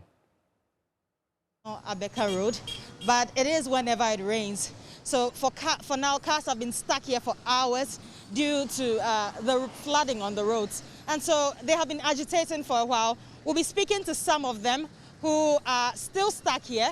You can see that this road is a 3-lane road, but today cars have been forced to use just 1 lane because water has gathered right here on the streets. We also have some policemen around who are trying to direct the motorists. So we'll be speaking to some of them.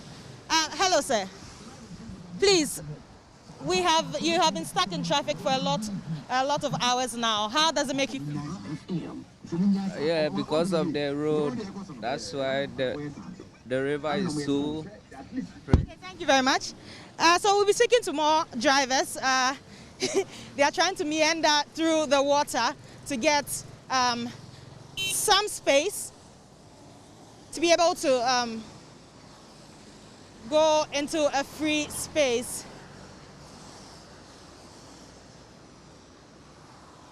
Hello, sir. Can you tell us how long have you been in traffic? I've been in traffic for about an hour now. Wow. And how does that make you feel? I feel so bad about it. I feel so terrible about it. See, I have it's almost 8:15. Wow. It means I'm late already. See, this is very bad. They have to do something about it. Indeed, they have to fix the country. It's very important. Thank you very much. So you heard him right. He's asking for government to fix the country because this is something that has been happening every time it rains. Hello, sir. Yeah, good morning. How long have you been in traffic?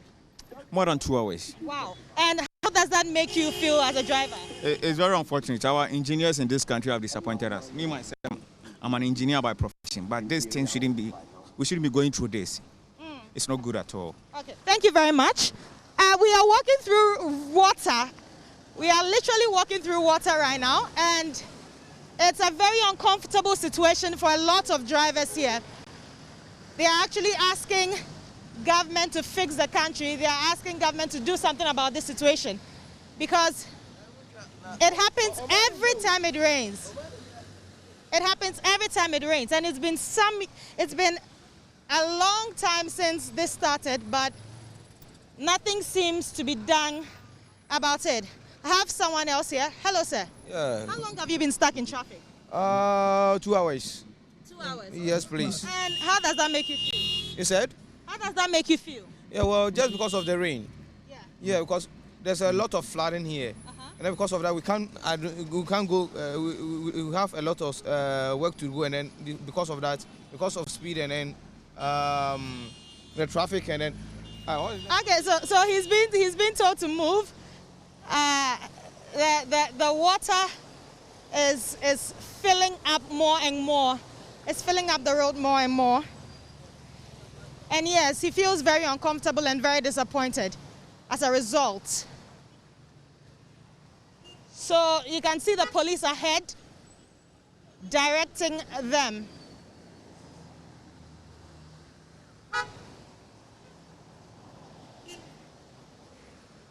You can see the police ahead trying to direct them. Okay, so we have some more cars around. Some of them seem angry because they are being delayed. Yeah. So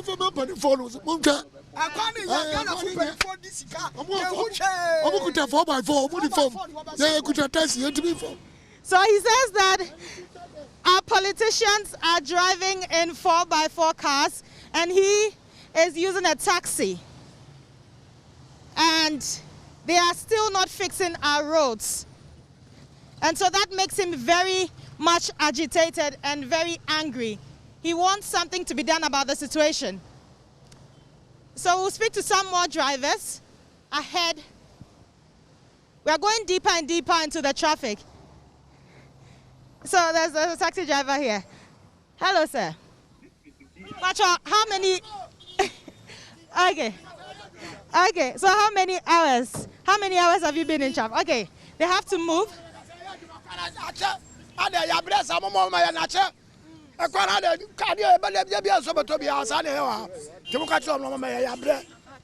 So he's complaining as well that it's been too long since this started on this road and nothing has still been done about it. So he's calling on government to fix the road. Okay, driver, Patrol, how many hours now where the traffic in? I didn't be 30 minutes. It's a year long. And yet it was rainy day.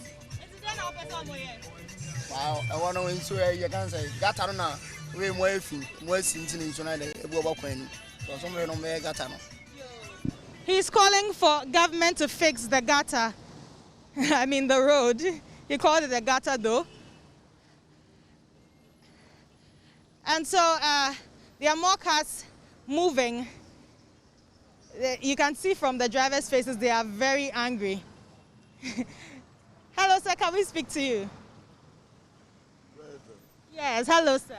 Yeah. How long have you been in traffic?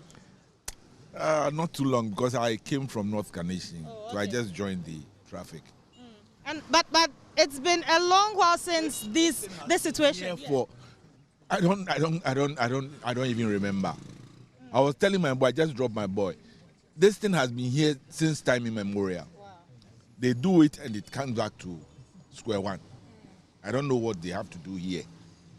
Okay. So he is clearly angry as well because it's been too long since this happened. It's been very long since this happened.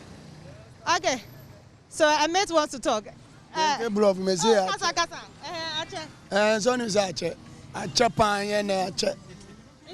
hours now the traffic? Oh, about 2 hours, 1 hour near dim. Chapa. Is it on Pesa Abaya Mamu? I was on to go to know you got an here. Got an agasa, so we have got us and getting it. Omumbium. Okay. Zomumbium, in a chapa. So he wants them to create a gutter on the road. I mean by the road. He wants them to create a gutter by the road so that whenever it rains, water can seep through those channels. We have someone else here. Hello, sir. Yeah. How long have you been in traffic? Almost an hour now. And how does that make you feel? Oh, very boring. And so what do you want government to do about this? Oh, we want not the government, we the youth. We have to remove the gutters and stuff. That is the gutters that have been blocked there, this one.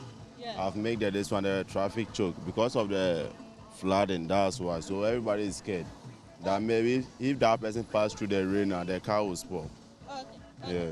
Thank you very much. Now this is something different. All right, so thank you very much, Judith Owotretando out there on the roads, bringing us the views of some motorists who are stuck in traffic. And this tends to happen on at the particular stretch of the road that's actually in front of the Accra, the Telecom University.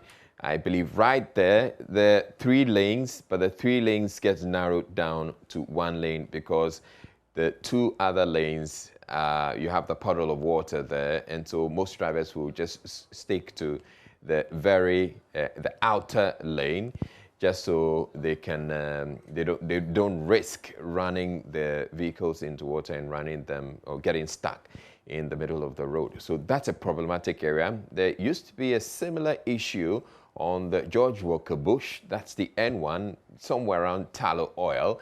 That one has been fixed, and so yes, we can fix this one as well. I believe that the engineers, the Ghana Highway Authority and everybody else will be looking at it to see how they can address this particular problem. We're taking a break here on the AM show. When we come back, we're talking about the COVID-19 pandemic and the ongoing second dose rollout of AstraZeneca vaccines. Do stay tuned in. We'll be back with you in a bit.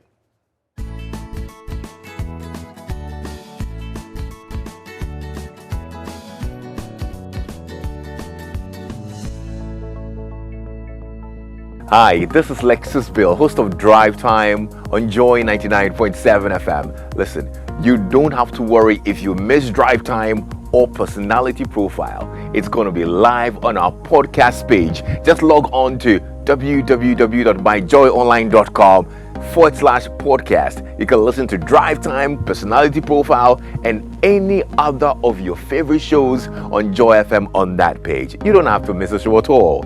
Joy 99.7 FM, radio for discerning listeners. All right, so let's get on with our COVID-19 conversation now and the ongoing rollout of the AstraZeneca vaccine, the second dose. The Ashanti region is recording low numbers. Is it a case of vaccine hesitancy, apathy, or the last-minute syndrome that's typical of Ghanaians? Let's hear from the Deputy Regional Director of Health, Dr. Roxing Michael AJ. Good morning to you, Dr. Michael AJ. Good morning, and good morning to your viewers. All right. So we'll be coming to you in a bit, but Ohiming Teria has also been monitoring the situation, and he's joining us via Zoom. Good morning to you, Ohiming. Good morning, Israel. Yes, so before we get into the COVID-19, I'd want to find out what the rain situation is like in Kumasi. Yes, Israel, it's been raining in Kumasi since dawn. And I must say, some places are flooded. For instance, the main Kumasi Accra route, the Pamo Tech Junction stretch of the road is flooded. This means that motorists have to devise a strategy themselves. Now, what motorists have done is to convert the double lane, the Kumasi, Accra direction, a part of the road is blocked. So what they are doing now is the Kumasi, Accra part direction of the road being converted into a single lane. So drivers who are traveling from Accra to Kumasi have to join their counterparts or share the other side of the road with those who are traveling from Kumasi to Accra. Hitherto, it was a dual, carriage road, which means that you don't meet vehicles when you are traveling on the either side. So that has been the situation. And the vehicle you see in the picture is actually stuck in the flood waters. And when I tried getting some of the visuals, I heard the driver asking me not to do that, indicating that indeed he's in the vehicle. But I actually asked him to get out of the vehicle since it was early days yet and the floods has already started. And so that is the situation that we find ourselves in Kumasi. And I'm also learning that other parts of the Kumasi metropolis, especially from the Bekwai roundabout section of the road to Santasi roundabout, in between the South Junction, as popularly known as, is also flooded. And this is not the only places that are flooded, but we continue to monitor the situation in the region and then receive reports from other parts of Kumasi because of on the floods. All right, thank you very much, Ohiming. I'd also want to believe that as a result, we're expecting that the traffic situation is going to get worse in the city. Yes, it is likely to get worse, but uncommon of the usual traffic that characterize the Tech Junction Gloom stretch today is missing, probably because it has been raining and maybe many motorists are not on the road now. But we are likely to have the traffic situation negatively impacted as vehicles continue to flood the city center. But on this particular road that you're talking about that is heading out of the city on the main Accra, onto the main Kumasi, the highway, that clearly will be affected, right? Sure, it will be affected, but by the time I got to the scene, that is when the floods has started. So the indication is that as many vehicles continue to make their way on the single lane, then traffic will be definitely affected. All right. Definitely, there will be slow movement of vehicles in there. Because if you look at the volume of vehicles that fly the Kumasi Accra route, is very, very, very huge. Yeah. And if these lanes, the 4 lanes, being converted, only 2 are available now, then you can imagine the pressure that it will bring on the road. Sure. All right, so I mean, let's talk about COVID-19. You have been monitoring the vaccine rollout of the second dose, and the initial report that you had yesterday suggested that people were not so keen on it. Has the situation improved, or do you have any answers as to why this is happening? Unfortunately, the answers, there has been misreaction, especially from health officials, as to why many people are not keenly, finding themselves at the vaccination centers. One of the reasons that health authorities give is the fact that this is not open like the Johnson & Johnson vaccination exercise, where a lot of people trooped in. But this one is more or less reserved for those who have had the first dose of the AstraZeneca vaccine. But even then, they expect that the numbers will be huge because the number of vaccines that we have in the region or allocated to the region is not that enough. If you look at the numbers, we are looking at 70,300. And if you compare the 70,300 to the 110,189 people who have partially been vaccinated, then it means we still have a backlog of about 39,000 people who will need a vaccine. And so, yes, the numbers are not huge. And for instance, at the Menchia Government Hospital, I was told that when the exercise started on Tuesday, though they were scheduled to officially start the exercise on Wednesday, that's yesterday, they themselves, health officials made themselves available and arranged for residents to be vaccinated. So a lot of people gathered there, and they tell me the number of people that they received was so huge that the queues had to be extended to outside the premises of the hospital. And the unfortunate thing is that they had issue with the tablets. They have apps that they use to, get details of individuals who come for the exercise. Yeah. And this, when you go, they have to cross-check and then find out whether you are part of the people who are supposed to be vaccinated. But unfortunately, there was an issue with the app on the tablet. So they couldn't vaccinate the people. Fast forward, on Wednesday, this same number of people did not turn up because probably the people experienced some challenges on Tuesday. They decided not to turn up on Wednesday. Though the numbers, I must say, as a journalist, when I went there, I said, this is encouraging.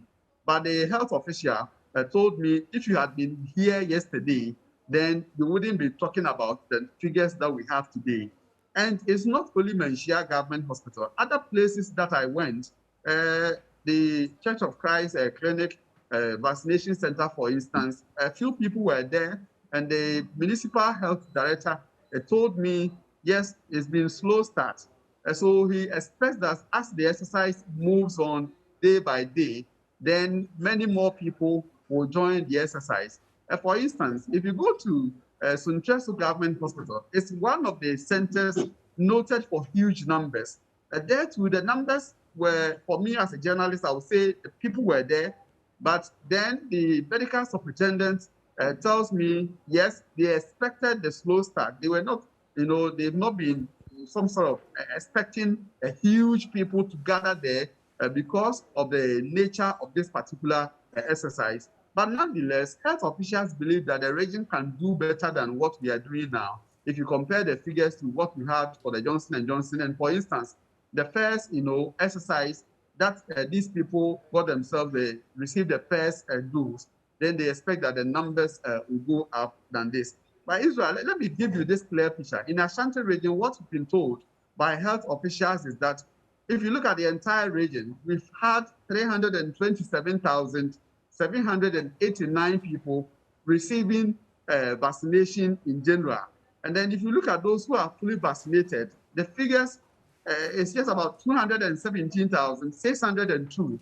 And we have, out of the 217,000, we still have people who have partially received or partially vaccinated, 110,184. So what it means is that even if we are to give all these people the current dose that we have, we are talking about 70,300. So indication is that we still have a backlog of 39,884 if we vaccinate all the 11,000 with all the vaccines that we have currently in the region. Yeah. But don't forget, the region also has in excess of 4 million people. So in terms of vaccine and ratio for the population, is very, very, very minimal. All right. So it's true, Heming, but yes, the situation is no different here in Accra, where yes, a significant number of people who are waiting for their second dose, but we don't have all that, or Ghana doesn't have enough for everybody to be fully vaccinated. But they're working on that, I believe. And as we've heard from the presidency, 1.5 million extra doses of AstraZeneca coming into the country. And so that could be taken care of. But fortunately, we have with us the Deputy Regional Director of Health, Dr. Roxing Michael Ejay. So he's going to be speaking to all of that. Thank you very much once again, Dr. Michael Ejay. So what actually is happening in the Ashanti region as far as the rollout of the second dose of the AstraZeneca is concerned? Is it vaccine apathy, or people are just hesitating, or just the last minute thing? Thank you very much. And once again, good morning to the viewers and listeners. Yes, the first day of the campaign was characterized by an apparent hesitancy. I use the word apparent because it wasn't from the demand side. It was actually from the supply side. People were queued at the various centers, and vaccines were available, but they were not accessible because of challenges we had with the app we were using to collect and also register vaccinees. So out of that, many became discouraged after waiting for several hours in the queues, and they had to return home. And obviously, an unsatisfied client would definitely tell others that the exercise has not started, and people wouldn't want to get frustrated by coming to queue for nothing. Thankfully, we're able to resolve these technical issues yesterday around 10 a.m. So the exercise continued, and people started turning up in their numbers. Obviously, the news has now gone by, so we expect people to queue up in our centers today, barring the rains we're experiencing this morning. But let me say that in the midst of all these challenges, some districts were able to exhaust their doses yesterday. Okay, all right. And they even need more to be sent, and we are doing some reallocation to them today. Yeah. All right. So for those of you who are watching us, and those of you in the Ashanti region, as we've heard Dr. Michael Ejay saying, the issues with the app have been resolved, and so go out there once the rain subside and go get your jabs. Some areas, as he's indicating, have exhausted their doses, and so they're expecting to get some more. But let's go out there, let's get the vaccines, because as it is now, it is one of the things we need to do to ensure that we get ahead of the COVID-19 pandemic as it is. This virus, the Delta variant especially, is quite troubling. And so let's work towards that. Now, Dr. Michael Ejay, one of the other issues that we have to look at is, what are the people supposed to do? As it is now, they're told to go to where they took their first jab. Can it be arranged that you could go anywhere, since it is centralized, so that if you fall within the allocation, the people who are supposed to come for their jabs, you can probably walk into any facility in the Ashanti region? Yes, that's a possibility, though we expect people to go back to their vaccination points. If it's not convenient for you, you can turn up at any point with your card and also an ID card. And when you get there, they can key your details into the system, and then your first dose details will pop up, and they can go ahead to do the second dose for you. Now, for purposes of clarity, can you once again state the period where, for the people who have been vaccinated, who are due to get their second dose, it's supposed to fall within a certain time frame? Yes, anyone who had his or her first dose on the 10th to 29th March 2021 is due to take this second dose.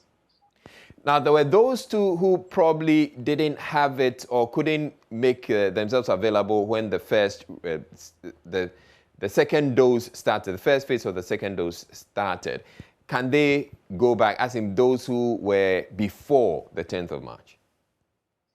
Yes, they can go back, but there's a caveat here in that these vaccines have been reserved for the category I just mentioned. But if you couldn't get your second dose in the first set that we did, that's from 2nd to 9th, yeah. you can go there. The team can arrange to get you vaccinated, but you need to be a bit patient. All right. And as Ohimi was indicating, there are many more people who are due for their second dose, but we don't have enough vaccines around. So if you could give them some assurance that that is also being taken care of. Of course, we have more coming on the way. Definitely. We've made arrangements. We've already started making plans to have these group vaccinated, because we've equally received word that some doses of AstraZeneca is coming in. So we know in the coming days, they will also get the opportunity to have their second dose. So they should be assured and not panic at all.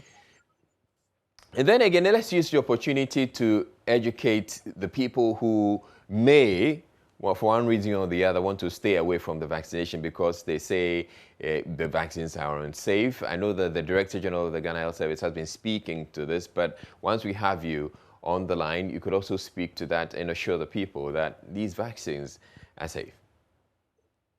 Yes, rightly so. There have been a lot of myth or videos circulating about safety of the vaccines, and I have to assure the public that all of us leading the charge against COVID-19 have equally vaccinated. I had my second jab yesterday, and you know that myth that the vaccine contains some magnetic substance. We have investigated in Ashanti region, and we have some findings for the public. There is no truth in it. We have experimented, even got some of those people who claim their phone stuck. We got them and then we took them through some routines, and then the phone did not stick. So let's be assured the vaccine is safe.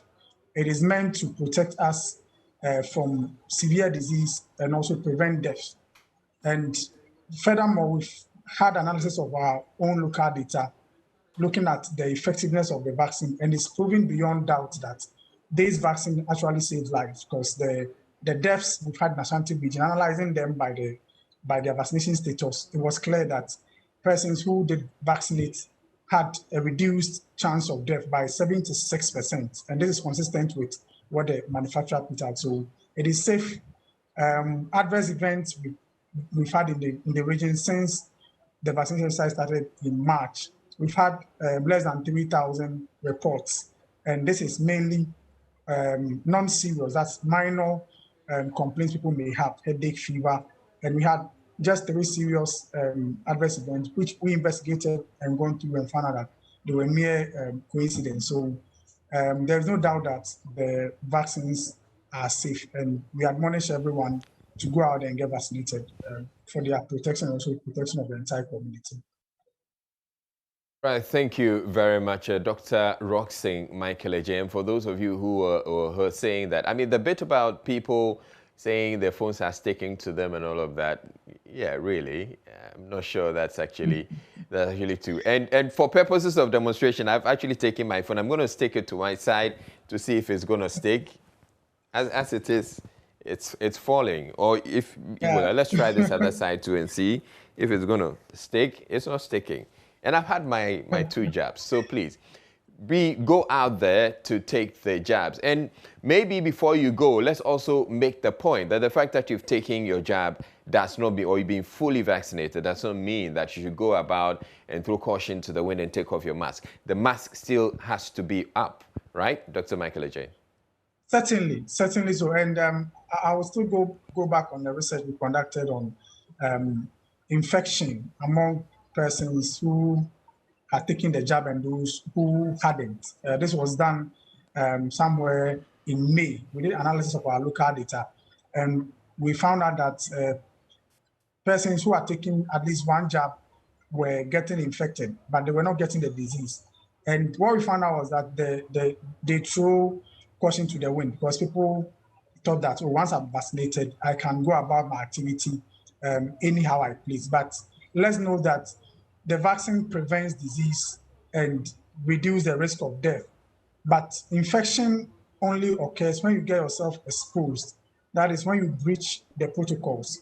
So don't get infected for your immune system to now fight the disease with the help of the jab. Let's prevent infection, and then we can also prevent getting disease, whether you are vaccinated or not vaccinated. Dr. Roxing Michael Ejay, the Deputy Regional Director of Health of the Ghana Health Service. And then also to you, Ohemingtua, for joining us to give us all those insights. And I'm sure you'll be monitoring the rain in Kumasi for us so that we can get some more updates later, as well as the rollout of the second dose of the COVID-19 AstraZeneca vaccines. Thank you to you both and have a wonderful day. You're still here on the AM show. We're taking a break and we're bringing you showbiz right after that. To stay tuned in.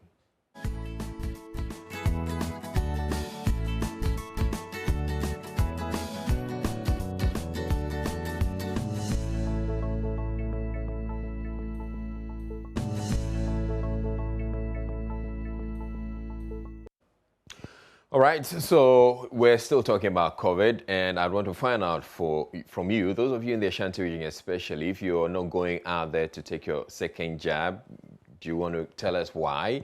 Is it vaccine hesitancy, or is it because they had challenges on the first day? You're thinking that they're still having challenges. Well, we've been told that those challenges with the app have been resolved, and so you can go out there. But you have any real reason why you're not going out there, please call us 030. We have some time, a few minutes to take a few calls. 030-221-1691 or 2.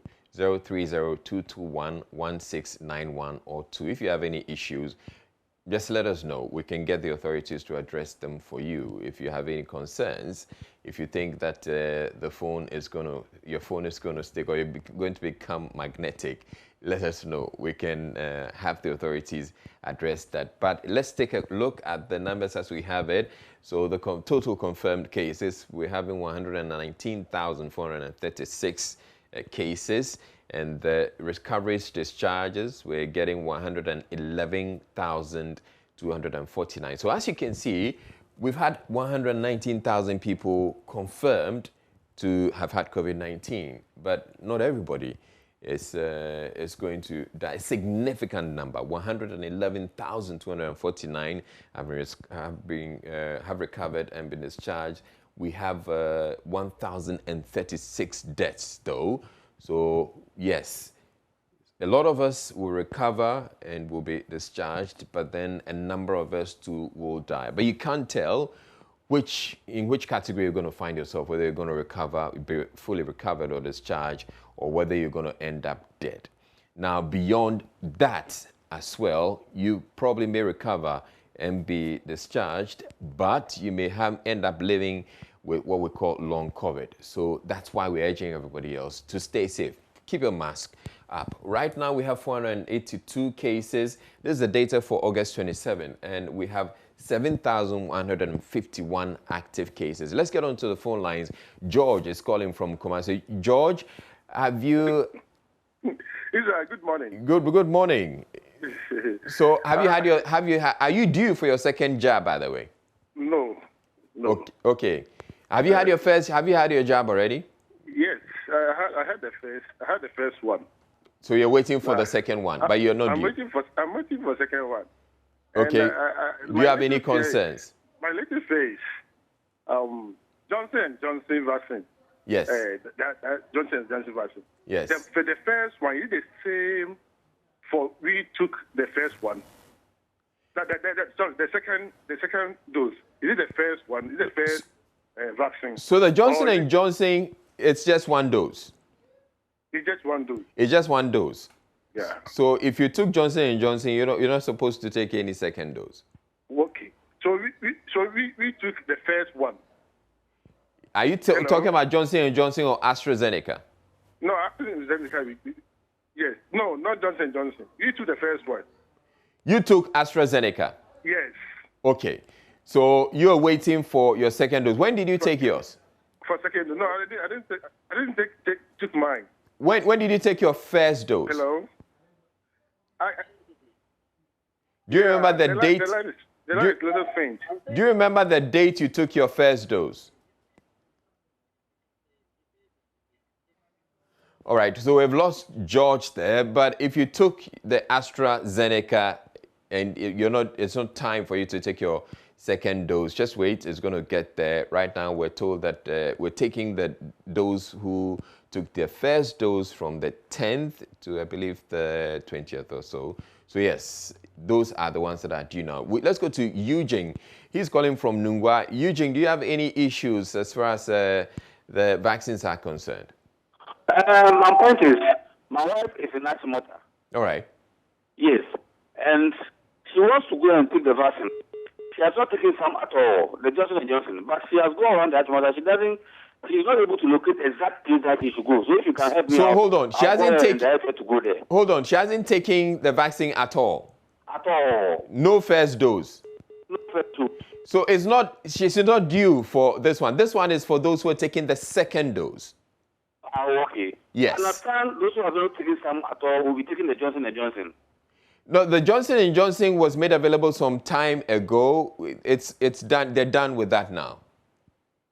Oh, okay. But there'll be more So AstraZeneca. So what's the advice? There'll be more AstraZeneca coming.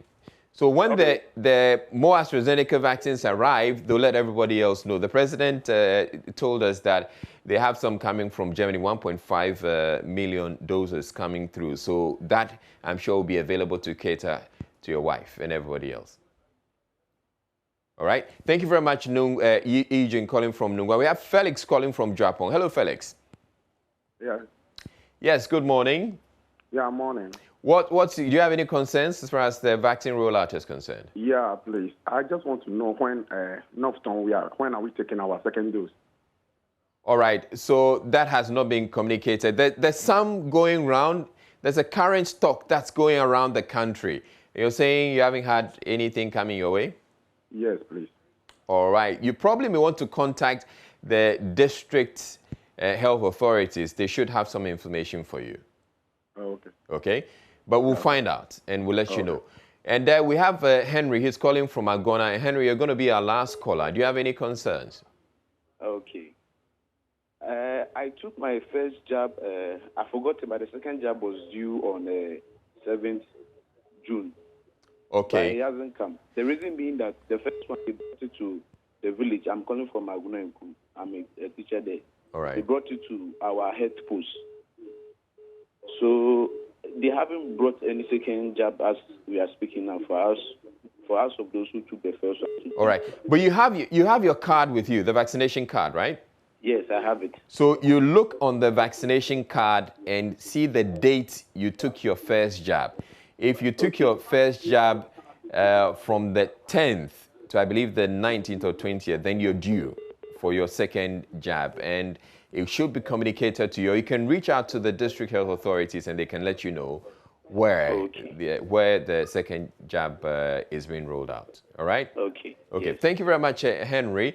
That'll be all time will allow us for now. That'll be it for the show. And thank you very much for watching the AM show.